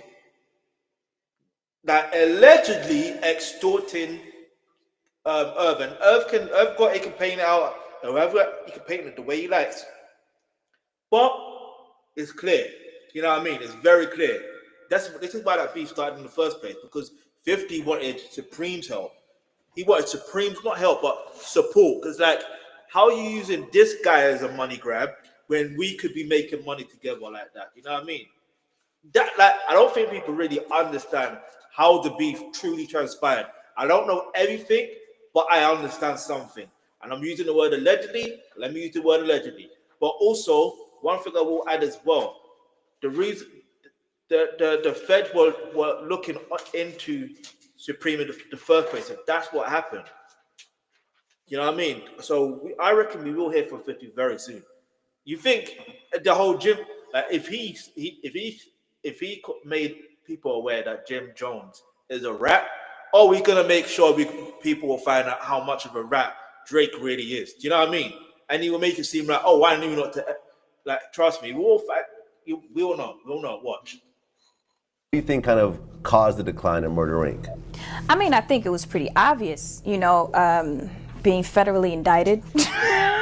I'd say. Right. But they beat that case, though. The damage was done. You know what I mean? Like, that went on for a long time. They were completely shut down. And then, right on cue, 50 Cent comes out of nowhere as the new artist and dropped Get Rich or Die Trying, all while dissing Ja Rule and calling Ja Rule out. With Ja tied up in the legal hell in the No. But I hear what he's saying. I completely hear what he's saying. But even if you listen to the song Clap Back, it's still a tune. We gonna clap back. We gonna clap back. It's still a tune, but you still can't deny the energy. Like, you can't look. People, Ja Rule. But you have to hit the other thing. Ja Rule's been taking L's ever since as well. Do you get it? And one thing I forgot to mention, Irv Gotti and Ja Rule, especially Irv Gotti, he was literally trying to blackball 50 Cent. Literally. So it's karma. Like, it's karma. He got what was coming to him. It is what it is. And if you feel like you can deal with the bully, like, well, I say, let me be careful what I'm saying. If you feel like you want to try and quote unquote support someone like Supreme, and then they take advantage of you, not knowing. See, this is the thing. Had Supreme been supporting 50 instead, I think 50 would have made sure that the feds were not working with. But even when you think about it, 50 wanted to work with BMF, but he knew that he couldn't work with BMF because he knew at the end of the day, you know what I mean? He can sense that something was happening down there. He could sense it. But now he's able to work with Big Meech. Like, literally, I don't know. You can look at it in so many angles and you can compare the two, but it's like comparing apple and oranges. Do you know what I mean? Yeah. Ja Rule is not Drake and Drake is not Ja Rule. Do you know what I mean? 50 Cent is not Kendrick Lamar and Kendrick Lamar is not 50 Cent. It's comparing apple and oranges. Do you know what I mean?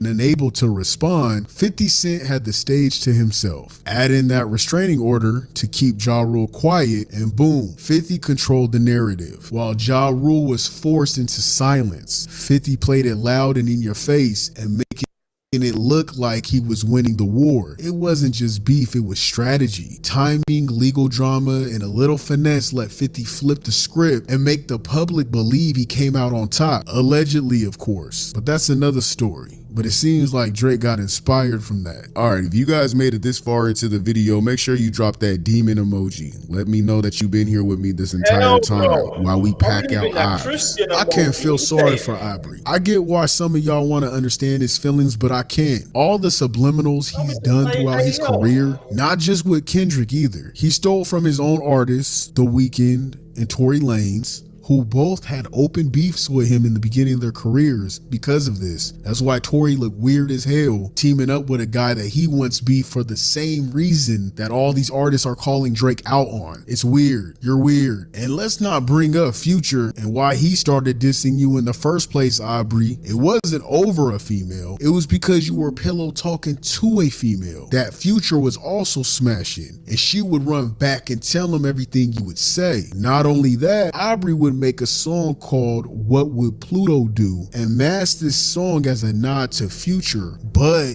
it was really a diss track stating that he was sleeping with Future's side chick. And now he wants to talk about defamation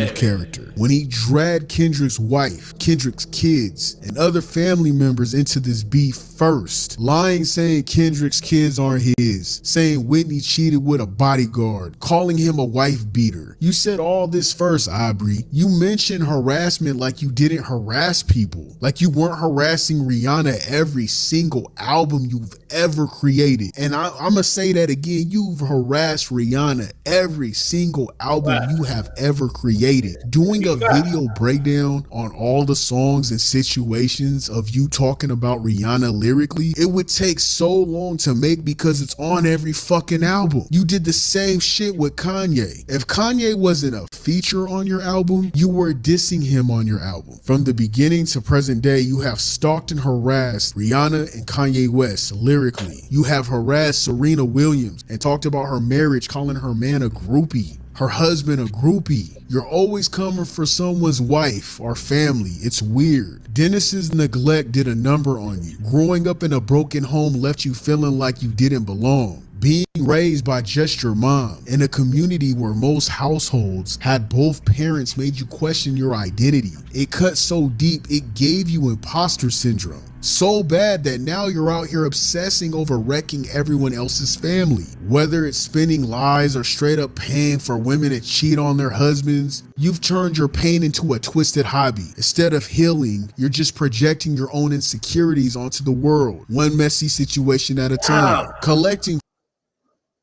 Damn.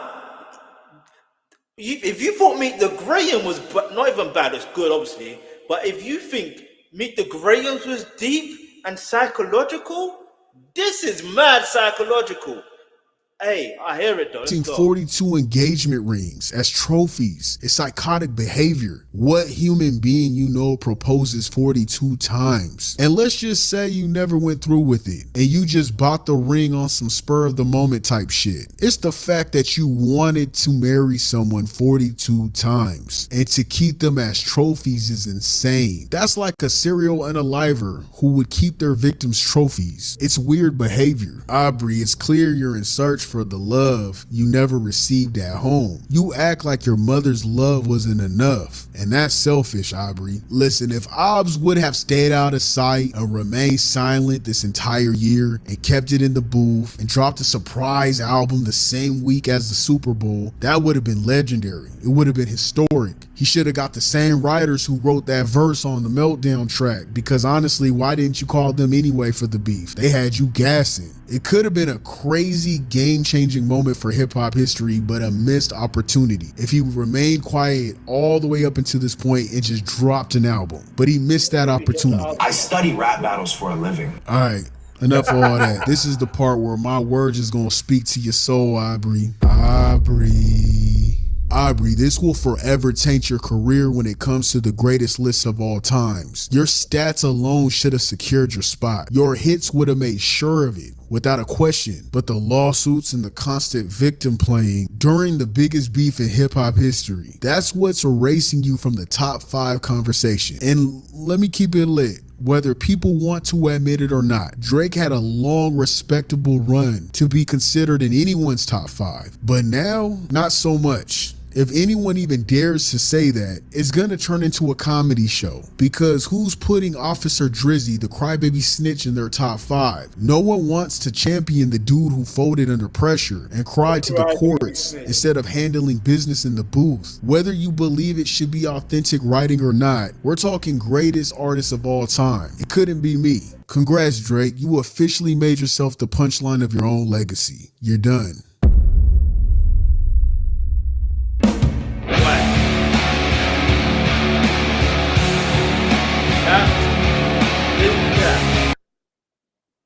Aubrey. Hey, listen. I studied rap battle, but by the way, obviously I ain't got time to react to this today. It have to be another day. Let's see. I was meant to react to this. That's another day, tomorrow. Possibly, depending if I've got time.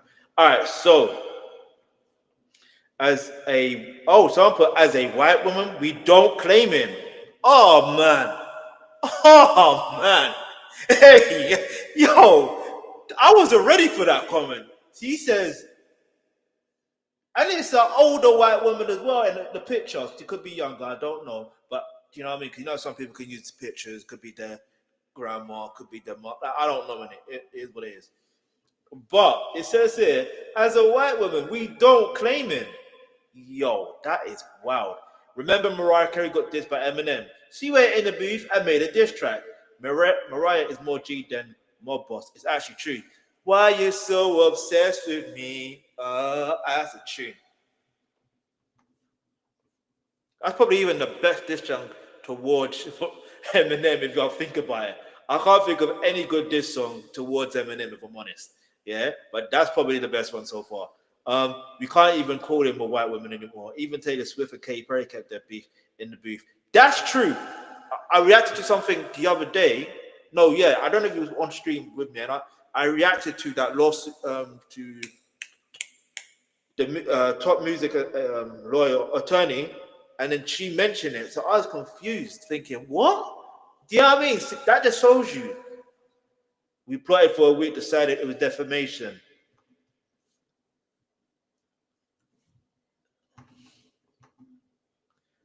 Hold on, I got it.